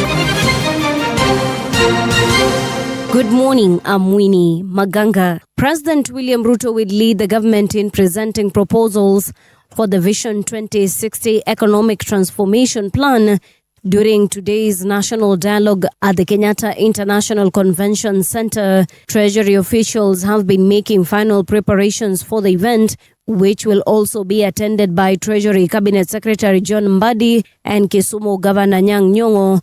Mbadi says the dialogue marks the beginning of public participation, giving Kenyans an opportunity to contribute to the Vision 2060 plan. It's a beginning of public engagement in terms of public participation as is required and enshrined in our constitution. And this is what is going to inform what Kenyans will say is what should inform Vision 2060. Therefore, someone should not start saying at Niporojo, if you have better ideas, this is the time for you to come. And in fact, the president has invited, including the opposition, come tomorrow, we start engagement. Tell Kenyans all those beautiful things, the better ideas that you think you have, that you can help lead this country. Center for Multi-Party Democracy Kenya CEO Franklin Mukwanja says Kenya has normalized voter bribery and political violence, undermining democracy. Speaking on Radio Generation today, Mukwanja questioned why Kenyans tolerate corruption and violence during elections. He said political violence corrupts the process of choosing leaders and threatens the country's democratic progress. For instance, why do we have challenges like voter bribery, normalizing it? We have normalized violence. If city, you came here the first day you are reporting, and the general manager of this institution met you with some goons out there, and you were properly disciplined for being 1 minute late, would you work here? Why do we? I would go back and come with my own goons. You see, that's what I'm saying. Why would we take the most important exercise of hiring workers to be as violent as our environment? Why do we corrupt it? All right? That is the problem that I have. That today, if you go and to seek for an elected position anywhere, you want to articulate critical issues. Yeah. But people will start organizing themselves. The Kibera law courts have allowed the continued detention of Jared Olang, who is a suspect in the acid attack on a woman named Claire Ochieng. Investigators say M-Pesa transactions allegedly linked Jared to the suspected mastermind of the attack. Jared denies being at the scene during the March 17 assault. Prosecutors say he could flee or interfere with witnesses if released. Inasemekana kwamba wewe unahusika katika hii kesi kama mmoja wa aliyetekeleza hilo tendo la kumjeruhi mlalamishi kwa kumwagia acid kwa mwili wake. Kulingana na uchunguzi, kuna pesa ambayo umeweza kutumiwa kwenye simu yako na wale washtakiwa ambao wameletwa kotini hapo awali. Kuanzia ile siku kitendo lilifanyika, umekuwa ukijificha, lakini uliweza kushikwa jana. Meta and TikTok have agreed to step up efforts to tackle disinformation following a mass movement of migrants into Spain's North American territory of Ceuta. False claims shared online were linked to the rush, which saw about 72,000 people cross from Morocco last month. The European Union says the two platforms have activated crisis measures and will work more closely with fact-checkers, Europol and local organizations to identify and stop harmful information that could trigger another mass crossing. And that's the truth on Radio Generation. Good morning. I'm Winnie Maganga. The views and opinions expressed on this program are those of the guests and do not necessarily reflect the views of Radio Generation. Radio Generation assumes no responsibility or liability for the interviewee's views. This is Radio Generation. In the beginning, there was morning radio. But now there is Radio Generation's The People's Breakfast. Curious and bold, getting facts from the shadows. That's what it is. Now, as the city wakes and secrets stir, a bright new voice shines. The People's Breakfast. Your morning, your voice, your journey. Good morning. Good morning, my neighbor. Welcome to the home of hard truths and bold insights. Radio Generation. Yes, indeed, you're definitely right. Welcome to the home of hard truth and bold insights. It is now 13 minutes past 9 o'clock. My name is Mbuvi. How are you doing? I know you're doing good. Now, hapo hivyo mkwa comment section, munafanya vizuri tena sana. We are waiting for our guests for this particular hour, but as we do that, I want to remind you, we are looking at the series that I was telling you earlier on about how Islamic finance works in 5 key words. So today we are focusing on this word called sukuk. Yeah, you definitely want to know it. So what is sukuk? So think of sukuk as a Sharia compliant investment instrument designed to mobilize capital through assets or economic activity rather than conventional interest bearing debt. Now, for businesses and institutions, sukuk can provide another way to raise capital, and for investors, another avenue to access Sharia compliant investment opportunities. Now, investment is one of the big conversations at the Islamic Finance Forum and Dialogue. It's taking place on the 10th of September 2026. You have a few weeks to sort yourself out as far as this is concerned. It's going to be hosted by Radio Generation, and it's all about igniting growth in Sharia compliant finance. So what do you expect at this forum? We're going to be bringing together investors, financial institutions, SMEs, and industry leaders to talk investment, banking, regulation, and the opportunities emerging in Islamic finance. There will be expert panels, practical workshops, and networking as well. So bring your questions and bring your business cards as well, because the opportunities are going to be cray-cray. So you're invited. If your organization is looking to invest, for instance, connect or help shape the growth of Islamic finance in Kenya and East Africa, let's have a conversation. Let's partner. You can call 0113 311 604. Again, it's 0113 311 604. To attend, get your tickets on langopass.com. That is Lango, yani Mlango, langopass.com.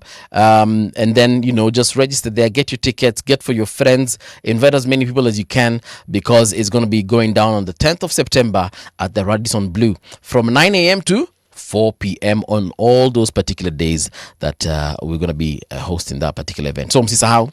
Something exciting, by the way, is also coming to Radio Generation. If you're following us on social media, I'm sure you've already seen the promos. There's a new voice that is going to be joining us, especially on Saturday nights. Kama umekwanga ukisikizanga radio kutoka utotoni. Na nikisema utotoni, of course, namaanisha wakati wa millennials sana, they definitely know this particular voice. John Karani is going to be joining us on Saturday night. It's going to be one hell of a show. If you follow him on social media, you know he's the person to listen to, and especially the kind of commentary that he does on his music, man. You don't want to miss that. He's going to be joining us from this coming Saturday. We're gearing up for that big show, for that first show, that maiden show, which is going to be So I wish you all the best, because if you miss that one, utakuwa umehata kitu kikubwa sana. So let's meet on Saturday night. Hiyo msisahau, yekeni kwa kalenda, mark kalenda. Hata ukienda muenjoyo, itabidi manzo umeambia DJ zimemziki ndio usikize Radio Generation usiku huo. Siti Muga, welcome back. Thank you. Uko fiti? Kabisa. Umesikia venye tumeambiwa hapa mambo ya G2G, gangster to gangster.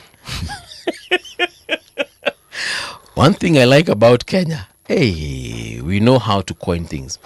But this G2G bana, mmoja bado watu wako na maswali kuhusu that thing, because I have not met a single person, both in opposition or government, who can actually tell me what the G2G, the content of G. We all know at the end of it all, it was a conversation around fuel, around oil importation. It was supposed to stabilize the shilling. But beyond that, zero, zilch. You see, there is a law that is being spoken of, a law that is supposed to reveal in great details, whether it is a trust or a company, the people who are behind it. You know, the shell companies that people create, and then the shell company creates another shell company and so forth. Yeah. That law is supposed to, at the end of all those that shelling,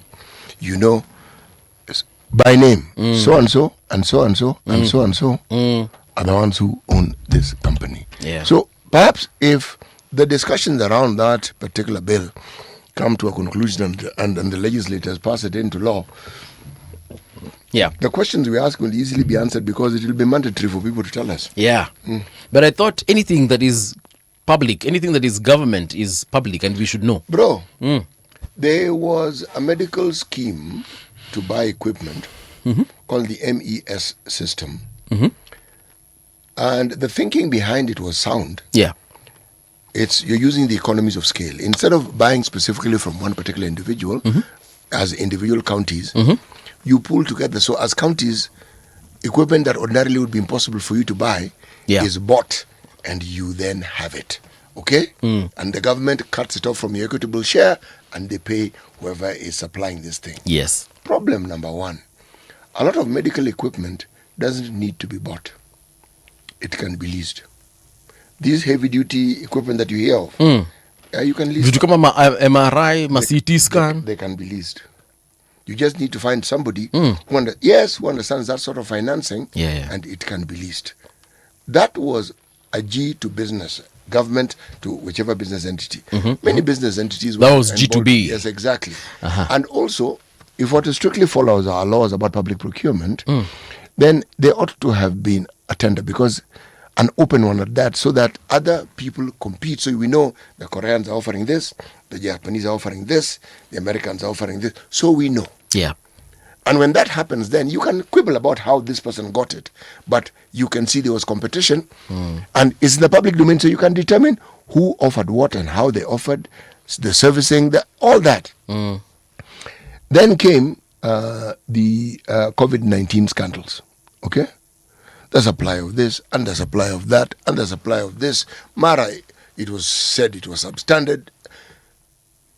We've had issues with procurement for the longest time, and the logic behind it has been procurement is the process, one of the processes through which money which is intended for a certain thing and for public good finds its way into the hands of the pockets of individuals. Okay, so again, once you have this as a background, and you can go back into history, whether it is the maize scandal, whether it is the sugar scandal, whether it is whichever, what you'll be dealing with is, again, how procurement has been abused at several times in the country. And part of the reason why there's a wink and a nod from those in authority is because it benefits certain individuals. And we then have to conclude that if it can escape the dragnet of the security forces and the intelligence forces, and you don't hear people being brought to book, then you can suggest that perhaps they also benefit from it in one way or the other. Yeah. Yes.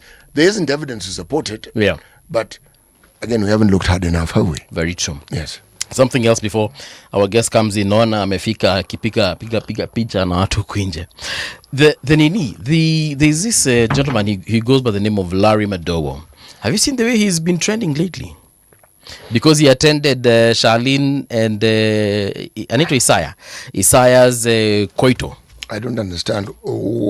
That place, from the pictures I've seen, there are very many other people who attended. Why is he the one who's the center of discussion? I think it's because he's a journalist, and so? he has covered Gen Z protests where people actually died. So they're like, you covered the protests where people died, and you're there with the person who, of course, people are saying he oversaw those particular attacks. So that is what he's currently facing, and that is what has made him trend. But anyway, we shall be touching on that maybe perhaps at a different time. But right now, allow me to introduce our guest. The conversation is around the broad-based coalition parliamentary group meeting, what he thinks about it, and he's also in the news. Nimeona akitrend, nataka kuelewa kama ni ukweli ama ni uongo. He is the member of parliament for Gatondo South, and he's also a member of the Agriculture and Livestock Committee in the National Assembly. That is Honorable Gigi Kagombe Mhesh. Yes sir. Yani unani blue ticking siku hizi. Apole bana, unajua kazi imekuwa mingi. Imekuwa mingi. Naweza kukutumia message yani hata usireply. Sikuona bana. Unajua kwanza kuna kitu ilifanyika. Unajua 2024 tulisalimiwa. Sasa inozi kuambia vile what happened wakati tulisalimiwa. What happened? One day I woke up and I had 19,000 messages. I didn't even know that a phone can record that number of messages. Yeah. All of them in a day. So, when our numbers were written and given in public, then you have so many, calls and everything. So, they render your phone literally unusable. So, pole sana kwa kukublutik, lakini niko salama. Yes. Karibu sana. Ni mambo yamekuwa mengi. Masando machache. I have seen somewhere that you have left UDA. Is it true ama ni porojo? Ni ukweli. Okay. Kwa sababu tulikuwa we went to Naivasha over the weekend for a retreat that was supposed to look at you know a review of what the government has been able to achieve, and the broad-based government for that matter. You know, we're doing 4 years of the Kenya Kwanza government and the broad-based government. Okay. And while we were there, I kept asking myself what to look like to have. It was a mongrel of a thing. It's not a PG, you know. It's a thing, because this thing had governors. This thing had members of the executive, the cabinet secretaries, and everyone. Yes. And it was the first time that the broad-based government was going to sit together. You know, like members of parliament. Yes. Then while seated there, yeah, you can imagine there's a president, the deputy president, and the party leaders for UD and ODM. And then the member of the governor for Kisii, Simba Arati, yes, stands and takes the podium and says that it is good to say here that we are not in this thing to negotiate. Our irreducible minimum, this government in the 2027 is going to be 50-50. Okay. Therefore, ODM, if UDA or your Kenya Kwanza side of the broad-based government produces the president, yes, our side must produce the deputy president. Okay. You know, Waswahili husema kwamba kufukuzaya kuambii toka. But I could tell the demeanor. You know, I could look at, you know, these people and I also ask myself, if I were William Ruto, what would I be doing with Kithure Kindiki? Okay. I ask myself, if what I want, if I'm William Ruto, yes, the president of Kenya, with things as they are, why would I want to be with Kithure Kindiki going to 2027? Because he cannot deliver the mountain. Okay, he cannot deliver the entire mountain or just one side of the mountain? He cannot deliver the mountain. No way. At a eastern side. Let me ask you something. Ask. If there's a by-election, if you come from Tharaka, right, and there's a by-election in Embu, yes, in what do you call where Roko comes it's from? called Mbere. In Mbere. Mbere, yes. In Mbere North. Right. And but he wait a minute. He delivered, didn't he? Okay. But you deliver with a difference of 270 votes. A win is a win, Mahesh. No, let me tell you, a win is a win. Yes. But can you compare the win in Mbere to the win in Olkalau? Okay. Why there's a difference? Why people feel that the voice that spoke in Olkalau was so heavy? You know, it was so. He said it in no uncertain terms. It was emphatic. It was emphatic. He said it in a way that, you know, there are no ifs and buts. Yeah, there is no confusion. There's no nothing you could have done. You know, yeah. You cannot say it's the candidate. You cannot say if we did ABCD. There's nothing you can say. Yeah. I mean, and you know, this set of government has done everything. You know, buying people shoes, giving people massage. You know. Wait, there was massage. There was everything. How come I was not told? Uko na wachi kitu Olkalau wewe. Uko na wachi kitu Olkalau wewe. Let me tell you. Bro, you didn't see these people. Yani wanakunulia viatu kwanza una masajiwa ndio uvaliwe viatu. I mean, you know, and then these people say it's okay. You know, I was away. I was in China. But I saw on social media that we have taken boats. You know, boats. I knew at this point that was such a desperate move, if you ask me. There's a dam there. First of all, because we have land around that lake, that dam there, as you call it, dam. Water pan.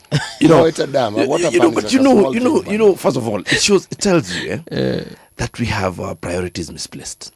Okay. You know, go to Lake Victoria or to Turkana, where there's actually economic activities that would benefit from, you know, fishing, that would benefit from such boats and such help. You know, you wonder.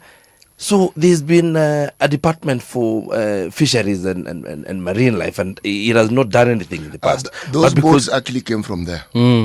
So I mean, you know, when you go and remove a boat from Lake Turkana, where it's engaged in economic activities where people need it, just for campaign, first of all, I said, actually dams are created for economic activities as well. So, but yes, and if you like, you can actually even have fish in it. If you like, throw in a few tilapia. Maybe you may not do tilapia in Nyandaro, but you can probably do perch or what do you call the other one, that trout. Trout, trout you can because trout thrives in that cold weather because it's cold. Maybe you can do trout. But anyway, my point was, I asked myself, what would I be doing if I were William? Sincerely speaking, yes. If I'm William Ruto right now in his position and I want to win the presidency in 2027, yes, would I actually go and have Kindiki, who is smothered by Rigiji in the mountain? Whose voice is diminished by someone else in that mountain. If I needed someone in that, wait, let me. Okay. I was telling you what happened. So first of all, I asked myself that question, and then I asked myself, then what would I be doing if as William Ruto I wouldn't be with Kindiki? Then what would me as Kagombe be doing with William Ruto if I want to win the Gatundu city? Because unfortunately, yes, there is no city in Gatundu South that is going to vote for me. There's no Mbuvi. There's no Otieno. There's Kamau and Karanja. Yeah. These are the same people in Olkalau. And they've told you categorically. And I was looking at, if you look at chapter 8, chapter 8 of the Constitution. Of the 2010 Constitution. Of the 2010 Constitution. If you look at Articles 93 to 97, my work is majorly to represent the people. Representing means that if you are someone to court, you can send your lawyer to go and say what you would have said. In fact, I've seen news people saying that President William Ruto speaking said ABCD in court while he was not there. It is his lawyers that said. So it is deemed that when you send your lawyer, they speak on your behalf. They have represented you. Yeah. So I am a representative of the people of Gatundu South. Now they say, sikiza wewe. Sisi hatutaki umutu. Hatutaki serikali. Okay, let's have the complete sentence. Wewe hatuna shida na wewe. Lakini yule. Hatutaki maneno yake. So, I mean, you see, you ask yourself, why would I lose a seat or fail to represent what the people are saying? The people are telling you, listen, this camaraderie we have with this guy, we don't like it. Okay. And you're there to represent us. When you're seen walking around town, there's a reason why you must hold yourself in a certain way, because you are a representative of those people. So it's not personal with Ruto, it's just your people have told you. It's not personal with Ruto. It's what the people have said, and the people have a reason why they've said what they've said. Because to be honest, like yesterday where I announced this, because I was in at a place called Mondoro in Kiganja Ward. Yes. And it may interest you to know that I'm also the representative of the people in the tea industry. I am a director at KTDA, having been elected again by the farmers. Yes. And because we have had problems in the past, tea, you have to transport this tea from the farms to the factory, and then from there so we have used a lot of money. As a director, I have appropriated so much money of the farmers' money to fix the roads where the government has failed to fix. So government comes and says, okay, we will do tarmac for you. We will fix these roads for you. And then you come, you give a contractor the contract, unapeana kandarasi, mwana kandarasi anakuja, anatoa ile mawe yote anachimba. Such that now, a road that we've been able to use for many years, you cannot now use. You can't now use. What? And it's been 4 years. Since the contractor, every time you go and make noise, and it's frustrating when you go to the highest office in this country, to the presidency. You go to the president and you sit with him, and he calls his cabinet secretary in charge of roads and his PS, and sits them there and tells them, fix this issue. What do you need to fix this thing? You give this person 1 year, 2 years, 3 years, 4 years, and because I've seen roads done, I can tell you that road cannot be fixed in the next 1 year. So what it means is that all this time, this guy has been playing us. The reason we still, by the way, it's not that we didn't see these things. The reason we cornered with Gava, even when it was clear, you people, when then you call, is because we're saying you give benefit of doubt. You're like, maybe kuna kitu itakuja. Maybe kulikuwa na hope. Maybe tutafix kitu. Then you realize I was in Naivasha. And I realized, by the way, si ati hakuna pesa, because the contractors for the Mau Summit Road, are all over are at work. Work is happening. You go to a place, then you ask yourself, so what is this thing? And I think there was in fact, at some point I thought that William is looking at us and wondering, kuna kichwa mzuri nyinyi? What are you doing here? Mnafanya simuende kwenu mkatafute kura? Because when I looked at his demeanor, while Simba Aratu was saying, sisi tunataka kiti ya deputy, there was mamas. The president just stood and said, Nyamazeni, let's have one meeting. A subtle way of telling you, I've heard what he has said, but you guys, just shut up. Just do what work with it. That's where we are. That's work with it. Work with it. Yeah. Take it or leave it. Work with it. Just hear. I have heard what Simbarati has said. Yes, and that's where we are. And he's the deputy party leader for his whatever yes. party. So are we saying, in your opinion, maybe you know this or you don't, that Kindiki is not going to be Ruto's running mate? I think the writing is on the wall for everyone who has eyes to see. It's definitely. I don't think Kindiki would be of any value politically to President William Ruto. If you look at numbers, yeah. Because why do you remember in 2022 when we're going to this election? You know that there was a serious scuffle about who is going to be the running mate for William Ruto. Yes. Yep. He knew that he wanted someone from the mountain.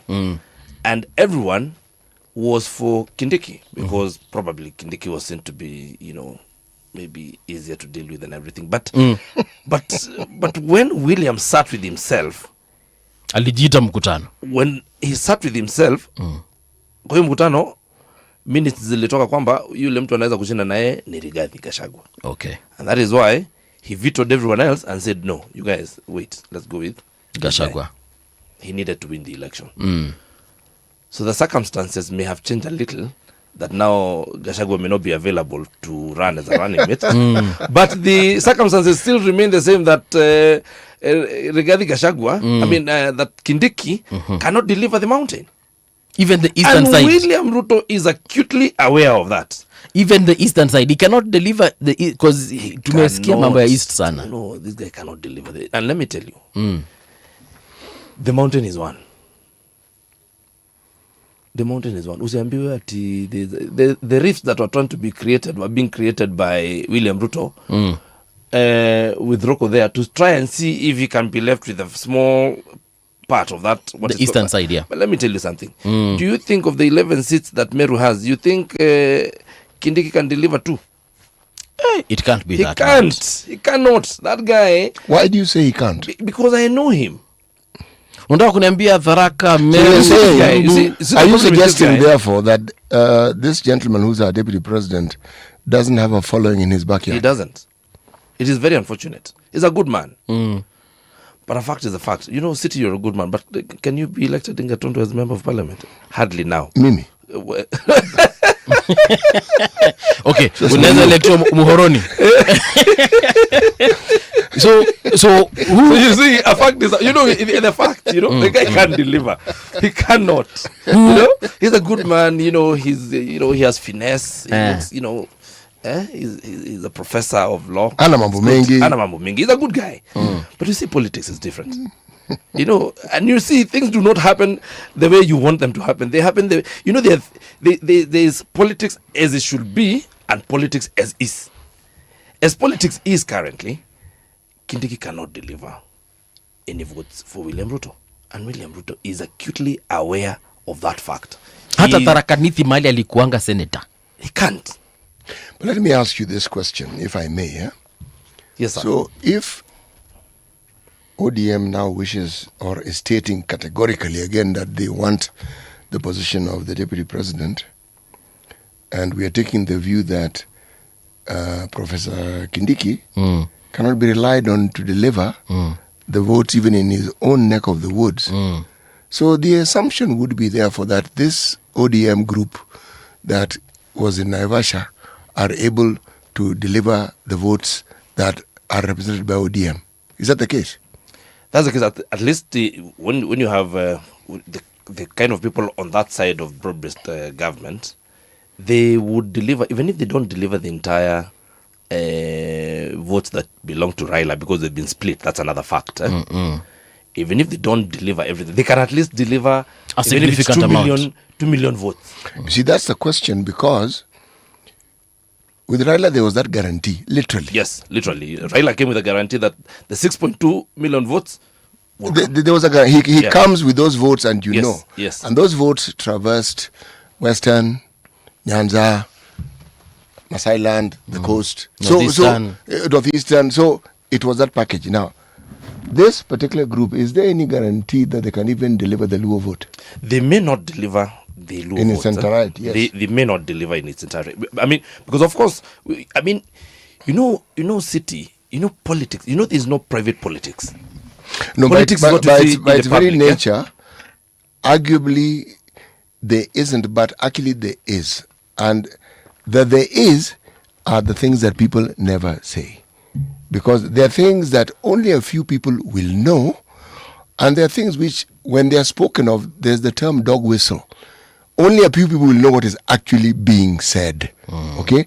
And that's what, with reference to Simba Arati's speech, you read and said, oh, okay, sawa. He alisikia the dog whistle. Yeah, he heard it. And he heard it clearly. He said, oh, happened to you too, eh? Okay. You know, but it's true. Okay, I get what you're saying. Yes. You know, I sat with guys and asked them, because, you know, I left the room immediately. He said that. I mean, when he said it, by the time I was leaving, you know, their mamas, and when their mamas had just left. I was like, this was the gist of this meeting, and it's done. So, mimi, wacha niende zangu. Nikatoka. And when I went out, so a few other guys came and asked them, have you people interpreted this thing? Did you get the aha moment? Did you understand what has been said? And did you understand why there had been many situations where there was noise and laughter and everything, including prayers. The person who led the prayer was Bensouda, and she made a prayer that was not a prayer. It was a message, you know. It was a speech. We essentially, I hear you to be saying that this thing was choreographed. It was choreographed, you know, from the prayer. You know, the choice of the person to say the prayer, the opening prayer, Bensouda. And in her prayer, she says, and please, Lord, bless the people. You know, there's a way you take a prayer. You're like, you politicize. This is like the company secretary reading the agenda of the meeting. It was said in the prayer. You know, utusaidie wakati tutakuwa tukitafuta kiti ya deputy president sisi kama watu ya ODM na ni maombi. You know, so I mean, so I asked these guys, have you people heard, or did I hear alone? Am I the only person who has understood this? Or did you guys hear? And because there was a lot of mamas, when Simba Arati said this, William Ruto stood and he said, Tulieni, let's have one meeting. To mean, a subtle way of saying, nimesikia kitu amesema. I've heard. It's not, nimesikia vile amesema na nyamazeni. Okay, so now, wewe, according to you, Kindiki sasa hii story yake imeisha? Kindiki, fortunately for him, there is the retired deputy president act. That's why he belongs.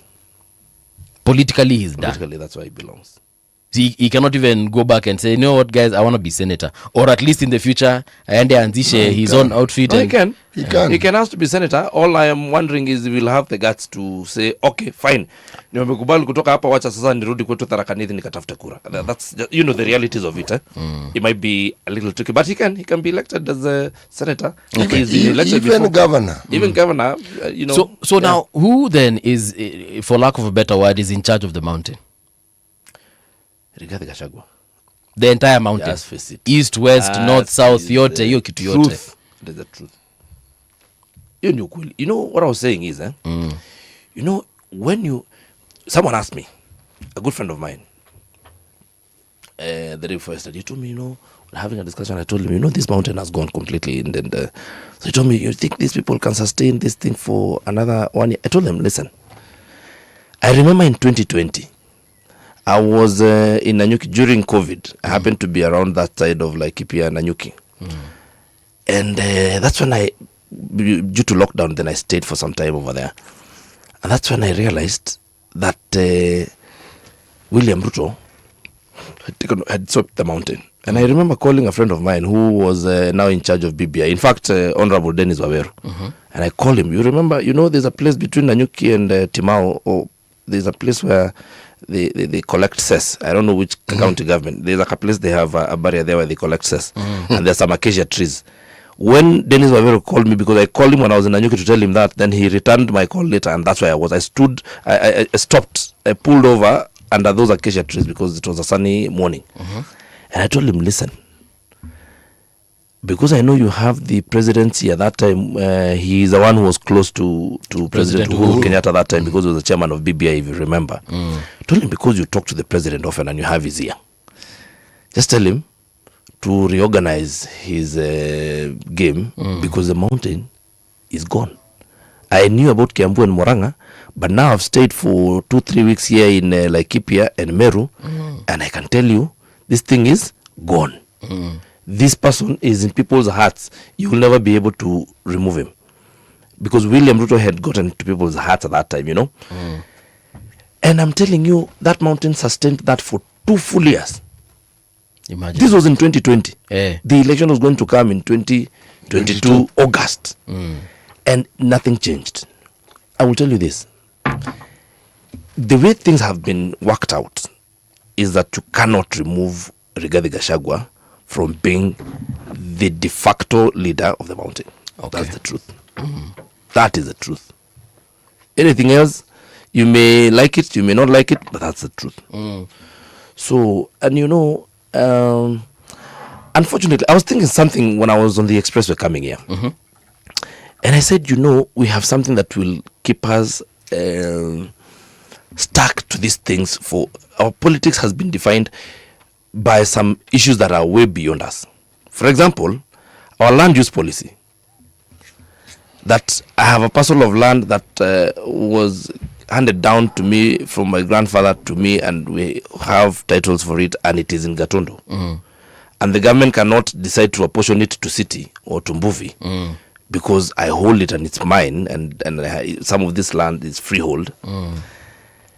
It will mean that for a very long time coming, when you have a member of parliament whose electorate is 100% a certain community, then you may not be able to, remove people and say that we have other patterns that will affect our voting patterns. Yes. Because you see, we have constituencies. You come to Gatundu South, and as things are, watu ni watu wa nyumbani ni Wakikuyu. And therefore, when you're talking about Gatundu South, you're talking about Gatundu South, and you may not say it because you don't like. Unajua tunasema tusi, tutake maneno ya ukabila tutake. But the fact is that the people there are primarily Kikuyus. Very true. And that when you go to Makueni, the people there will be primarily Kamba. And that is going to happen and be there for a very long time coming. I thought about that thing about land use policy and our laws around land legislation and administration. I was like, siasa yetu itatusumbua for a very long time coming. There's something I have sought to understand, and I'm glad you're here, and you're a straight shooter. That's why I'm going to ask you this question. The BBI, one of the things that Uhuru proposed was to increase the number of constituencies within the mountain. If we follow our laws and we look at how population plays a very big role in this, he wasn't working outside the law. Did the people from his backyard understand what that would mean to the community? Unfortunately, City, we have, as a people, I was involved in the constitution making process as a student leader. Yes. In 2004 all the way to 2010 when we actually got this constitution.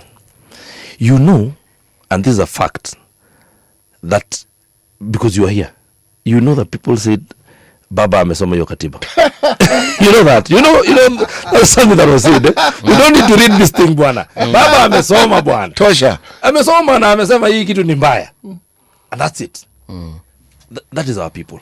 I will tell you this, City. I'll tell you this. And I would want you to tell me otherwise. You see, like this bill that brought people to the streets, the finance bill of 2024, I can tell you this city. 99.9% of the people in the streets had not read that document. I would agree with you fully, actually, because we are not a reading nation. We are not a reading nation. Yes. 99% of those people actually had not read the document. What they had read are snippets that were in social media. That were done by someone yes, who interpreted it the way they wanted. Yes. And they went with that interpretation. I can also tell you, can I be honest? I did not read the BBI myself. Like word for word, all of it. I didn't. Partly because we were disenfranchised, that thing. And at that time, I was not very active politically. I was doing other things. But I can tell you, if I did not read that document, I can tell you 100% of those people had not read the document. It was also, again, a similar thing of hatutaki hiyo kitu kwa sababu huyu mtu anaitwa William Ruto ndo tunafuata na amesema hiyo kitu ni mbaya. But if you look at the mountain, the 1 man 1 shilling idea would have been very beneficial to the mountain. Bro, forget beneficial. It would have guaranteed for posterity that it didn't matter who was president. Yes. You had to consult the mountain. Yes. Exactly. It didn't matter. Because you can imagine that voting block. You don't have a choice. Uhuru Kenyatta had really thought about that thing with his people. Yes. And he had worked within the law and sneaked a very, he had created a huge advantage to the people of the mountain. But the same people of the mountain refused that thing. And that's why I'm telling you, politics is very interesting. People will say, we don't want that thing. Whatever it is. That, a friend of mine... Essentially, they're saying, if we don't want this person, anything associated with that person... We don't want. We don't want. The English have a saying, they're cutting their noses to spite their faces. Exactly. Yes. And that is what happened. So... You're saying a friend of yours was telling you a friend of mine was telling me that he asks, in his head, he asks, the Kenyans say, when you ask Kenyans, what do you want? They will tell you, we don't know what you want. When do you want it? We want it now. They know when they want it, but whatever it is, they don't. We don't know what that thing is that we want, but we want it now. Why are you angry? We don't know, but we are very angry. So that's what I was saying. Our people refused that the BBI. It was beneficial. It was going to benefit them for a long time. It was going to give us a huge advantage over other people for a long time coming. You can imagine if we had probably 10 more constituencies. No, bro, it was 40 to 60. Those constituencies were... Yes, actually, because actually, a constituency like Ruiru has 160,000 voters. A ward like Kameno ward has above 60,000 voters. We have constituencies that have 15,000 yes voters. Yes. Our constituency. One ward in Thika here 60,000. 60. So it can carry in it it can swallow 4 constituencies, with probably 5 other wards, meaning it can swallow 20 other wards. It can. It can. You see, there are legacy decisions that people make. And if a leader seeks to entrench something that the community will benefit from and shield them from incidences like the 40 against 1 or 42 against, whatever it was, that simple initiative, that one was the fail-safe. It was the guarantee. Yes, it was. Kuna mtu hapa anasema ati it is true that Gigi has changed tune, then ni kubaya. But someone is asking also, this is Ombati Steven. Ombati anauliza, Mbuvi, please ask Kagombe how many in the UDA camp share his thoughts. His thoughts on Ruto has lost the mountain and now probably it's time for him to rethink. That person within UDA. I'm not within UDA. I don't know why he would ask me that. I don't know. I can't speak for UDA. But you are elected on a bro, UDA ticket. You are now not in UDA. You have been in UDA all along. Tukienda pale parliament website, Gigi Kagombe belongs to the UDA party. So anyway, let me just answer Ombati's question. Ombati, the thing is, we have a saying in our language that when birds birds of feather. That when birds come into land, they're so uniform. There's a leader that they do it so uniformly. But when they're taking off, there's a lot of chaos. It's not coordinated. The takeoff is not coordinated. Whether it's a stone that has been thrown or it's a guy that has passed around there. And why it's not coordinated is two things. One is how soon you realize that there's danger. Birds are busy pecking and feeding, and then a stone comes. So the first bird that realizes that there's danger will be likely the first one to leave, And secondly, your tolerance for danger. You've seen, even when you're driving, you've seen that there's some birds that can be on the road until you come very close, and then you don't even know if you've hit it, then it flies at that time. Then there's another one that will fly when you're from very far. So that is how I'll answer it. Within UDA, everyone can see it. Now, what is left is your tolerance for this danger is ahead, or that you've not seen it. So everyone how fast you realize that actually Nikubaya, as someone says. Nimbaya. Yeah. I think in very many words, maybe anajaribu kuuliza kama Kimani Ichung'wah anashare the same. By the when the last time you had Kimani Ichung'wah saying anything anywhere? Yesterday, after Gachagua did before that thing, and sio hii ya kukaa kwa hii ya kina Junet press conference. Before then, sitakudanganya sijamsikia. Maybe amesema lakini sijasikia. It's been a minute. Because you see at times, kuna wakati inafika hata wewe kama unajifanya mtu shupavu. Everyone, whatever it is that we say here in the streets, in the radios, that short moment before you fall asleep when you're in bed. At times you go through, you can't lie to yourself. You can lie to everyone else. You cannot lie to yourself.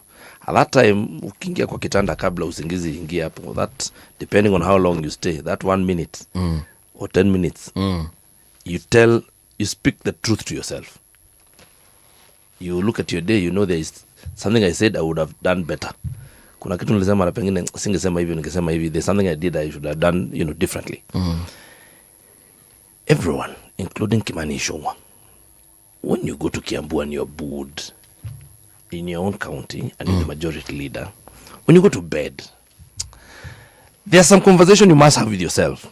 And when you do, you know the truth. When you're the majority leader and in your backyard in Olkalau, you know what you people did. You know the advice you disregarded. You were told not to field a candidate. You decided to field. Then now, you lied to people that you had 40% of this thing, whatever, and then you got 5,000 votes against 35,000 votes. Then you niched. Hapo uwezi kujidanganya. Unaweza kusema hapa story, and at some point, when you're not convinced about something, you do not get the courage to say anything. So you prefer to be quiet. And that is why he's quiet. And even this, if you realize what happened yesterday, because I passed around Parliament and I saw that press conference. When I came from Gatondo, I found the press conference going on. Yes. If you look at the people who sat around there, you could tell there was a message from another office. How many? When's the last time you saw? How interesting it is. We used to have a media studio in Bunge. Yes. Behind there. Yes. It was even demolished. There. No, it went down. Kwani uona walikuwa naongea nje? By the way, walipanda nyasi. Studio ilibomolewa. I thought it was a change. When's the last time you saw people sitting in Parliament giving a press conference? I think Leona Babu Wino. Sikumbuki ni. No, like a group. Okay. Sijaona. It's been a long time. In the 13th Parliament, I haven't seen. So when you see that happening, it's because, that is the only place Kimani Ichung'wah can speak without being booed. Because it's just him and the media. Some of these messages, when I wanted to announce this thing, I didn't go to a press conference. I went to the people. You say it when you see something when the people are there, so they are there. So can Kimani Ichung'wah say those things that he was saying in his backyard in Kikuyu? Because Kikuyu is just here. If he decided to give that information yesterday, it takes him maybe a maximum of 25 minutes from Parliament. Pitia hapa Ngong Road, Lanana, bypass hapo Kikuyu. Aende hapo Kikuyu town, angeenda kusemea hiyo maneno Kikuyu town. Mbona hakwenda? Why did he choose to be flanked by Junet Mohammed? He was getting his courage. Na Junet alitoka hapo akaenda Citizen. Kimani hawezi kuenda mahali. Hakwenda Inoro. Unaenda kuongelesha kina nani? Si wa Kenya. Wagani? Si You akina know, tudanganyane hapa lakini mwaka ujao utafika. Okay. Nilisikia Madam Aisha Juma akisema ati mimi nataka tufungue kitabu cha Nyandarua. Mlango wa Ukalau. Kinasema ya kwamba and you know that thing is going to reverberate in many constituencies. So what does this do to the chances of President William Ruto getting re-elected? It gives him one term. Mheshimiwa, let me ask you. He will be the official opposition leader come 2027. No, we don't have that position. Well, I mean, yes, and it's not there in the law, so Yes. takuwa mtu ya My question is this. DCP cannot win a presidential election on their own. They will need partners. Yes. Where exactly do you think they're going to get partners from? Because the DCP leader is an excellent, the word I'm trying to use, communicator of how best you can delegitimize a sitting president. President Ruto did the same when he was deputy. But Gachagua has outdone himself. What that does is it brings people to you, but it also repels some. So the question is, who does DCP hope to partner with? You know, the ultimate goal of the opposition, generally, all of it, Kalonzo, Sifuna, Wamalwa, Matiang'i, everyone, the ultimate goal is one, to unseat President William Ruto. What will happen ultimately is that when chickens come home to roost, the opposition will be one. All of it. Mheshimiwa, how long have you been in politics? 20 years, No. thereabout. You know full well that what you're saying is foolhardy. The only time we achieved that was in 2002. It took 10 years from the time when multipartyism came back for the people in the opposition to realize that, you know, it's in their interest to work together. Why am I saying this? You represent a generation that is very different from the generation that some of the other people whom you're saying in the united opposition are. So when you say that you're of the same mind in removing William Ruto, are you certain? I am certain about that. Let me tell you why. I have observed the patterns here from 1992. And except 1992, and that was done by, you have had Lee Njiru giving the stories of how they printed, how they moved Kanu people to go and meet Matiba when he was coming from London. And that is how Matiba said, let the people decide. But before then, when Matiba was going to London, they were together with Kibaki. And his name is Jaramogi. Jaramogi, yes, and Jaramogi. They were all together. But then when this guy came, then that's when the faction started becoming. And those were engineered, but times were different then. But it was engineered by the sitting president at that time. If you look at 2002, you've talked about it, there's no point repeating it. What I've realized is that there's always conversations before the elections and after the elections.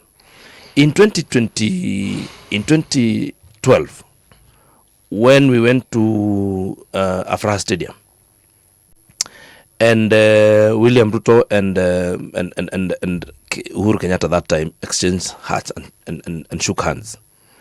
Then other people started coming, and there were coalitions.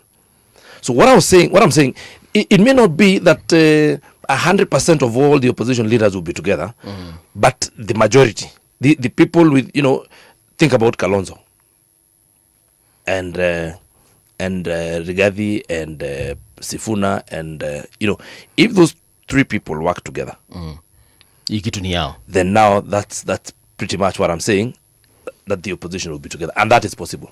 These are people I've talked to. These are people I know. Those three people I know would be willing to work together, and if they did with their support and they brought their support together, then there will be no discussion about one term. Which party are you going to be running on? next election. Wait a moment. If he's left DP, there'll be a by-election. Or do our laws not allow for a by-election now? By DP, you mean UDA? That's the DP I'm talking about. You know these parties are... That's the DP I'm talking about. Now that you have left UDA. But according to our constitution, we cannot have elections less than a year to the election. So, is it? Yeah. Unless sasa hiyo kiti tu ikuwe vacant. No, but Mheshimiwa here then is a clever politician. This is the right time to have left a political party. We cannot have elections less than a year too. He's a clever man. Hii kitu unapanga kidogo, you know. Let me tell you. You don't just jump. You know, hii maneno lazima unapanga. Yes. Lazima unaangalia kidogo. Unaona sasa imebaki 364 days. Sasa tuko sawa. Tuko vyema. Okay. Mhesh, parting shots in conclusion about the political future of this country. Before, if you could give me 1 minute, I'll give you a minute. We can give you a minute, yes. Let me tell you, I had mentioned that there's something very important that I should say here. Okay. I had mentioned to you that I'm elected to represent tea farmers. Yes. In KTDA. Yeah. And I sit in that board. And I've seen an attempt by Tea Board of Kenya to introduce a levy on tea at 0.8%. It would be important for you to understand that we have that Tea Act is under review. Yes. And just so I give you a background to it, this law was made in 2020 and it has 76 sections. 17 of them were challenged in court, many of them successfully. That is why this bill that was done in 2020, by 2023, it was again being amended, you know, and we're still amending it. One of the things that was challenged in court, and that is why we as parliamentarians took it to amend it, was the tea levy. There had been a tea levy before, and about 10 years ago it was scrapped. Then in 2020, someone tried to reintroduce it. You know, this is a very important, tea is a very important commodity and a subsector in the agriculture sector. And this is how important it is. Last year, the number one foreign exchange earner was diaspora remittances at 30%. Tea came in second at 27% of all the foreign exchange earned. So it is an industry that you cannot play around with. It is a very important industry for our country. You know, I cannot overemphasize the importance of foreign exchange that is done by a country. Yeah. What I'm seeing an attempt by Tea Board of Kenya. And I think at times you wonder, you know, I didn't realize that going to school doesn't necessarily educate you. People who just go through school. You know, they pass through school and they live without any education in them. Because someone who has a degree that we have employed as the CEO of Tea Board of Kenya cannot make an attempt like that to disenfranchise the farmer and to make our tea uncompetitive in the market. The market in Mombasa sells tea from Kenya, Uganda, Tanzania, Malawi, Mozambique, Rwanda.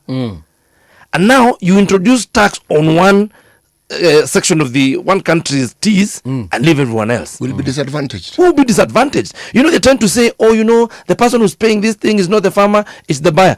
What do you mean?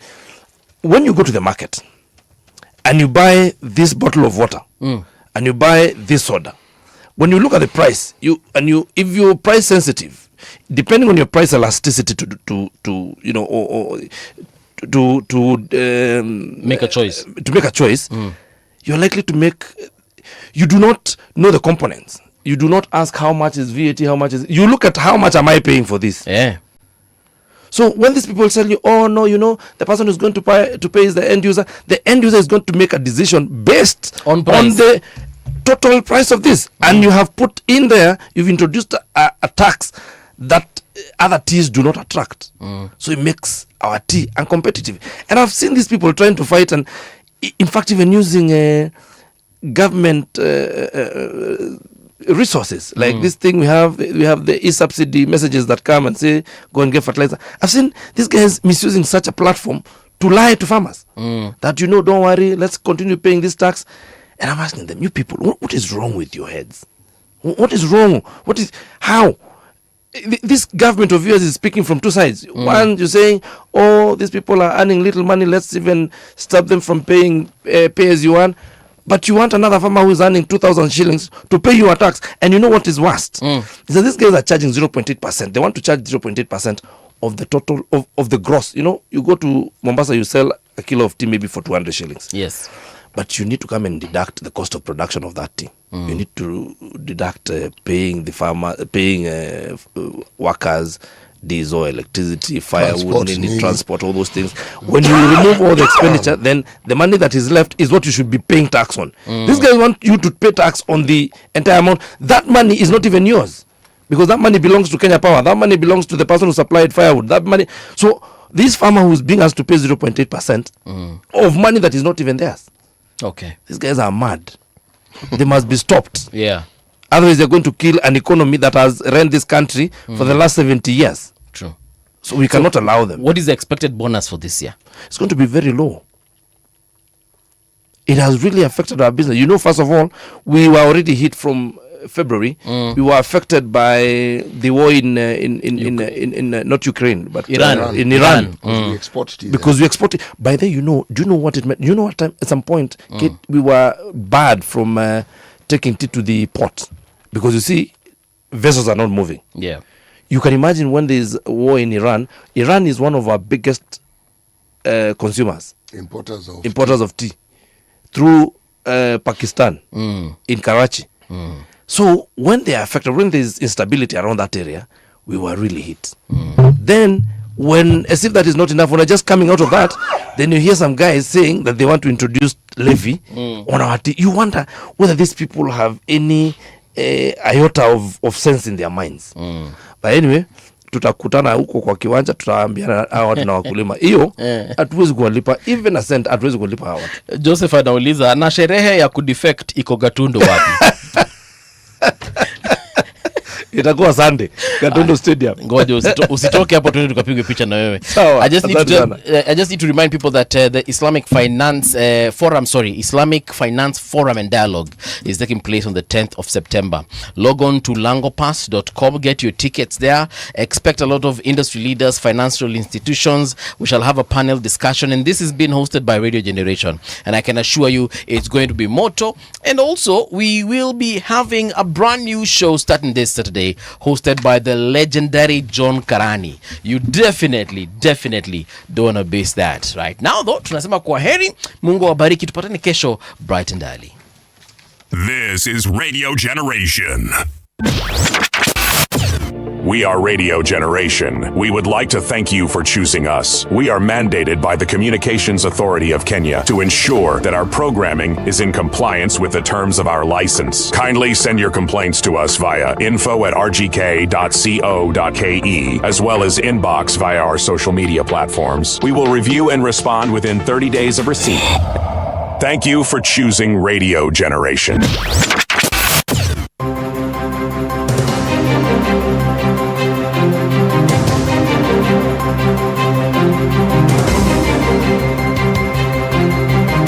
This is the Radio Generation News. Good morning, I'm Winnie Maganga. Detectives investigating the killing of 61-year-old businessman Nathan Masai Wasama in Cheptais, Bungoma County have arrested 3 suspects. Wasama was shot dead at his shop in Tuikot Trading Center on August 8th. Police say 4 men arrived on 2 motorcycles before one of them entered the shop and shot him. A woman was also injured and is recovering in hospital.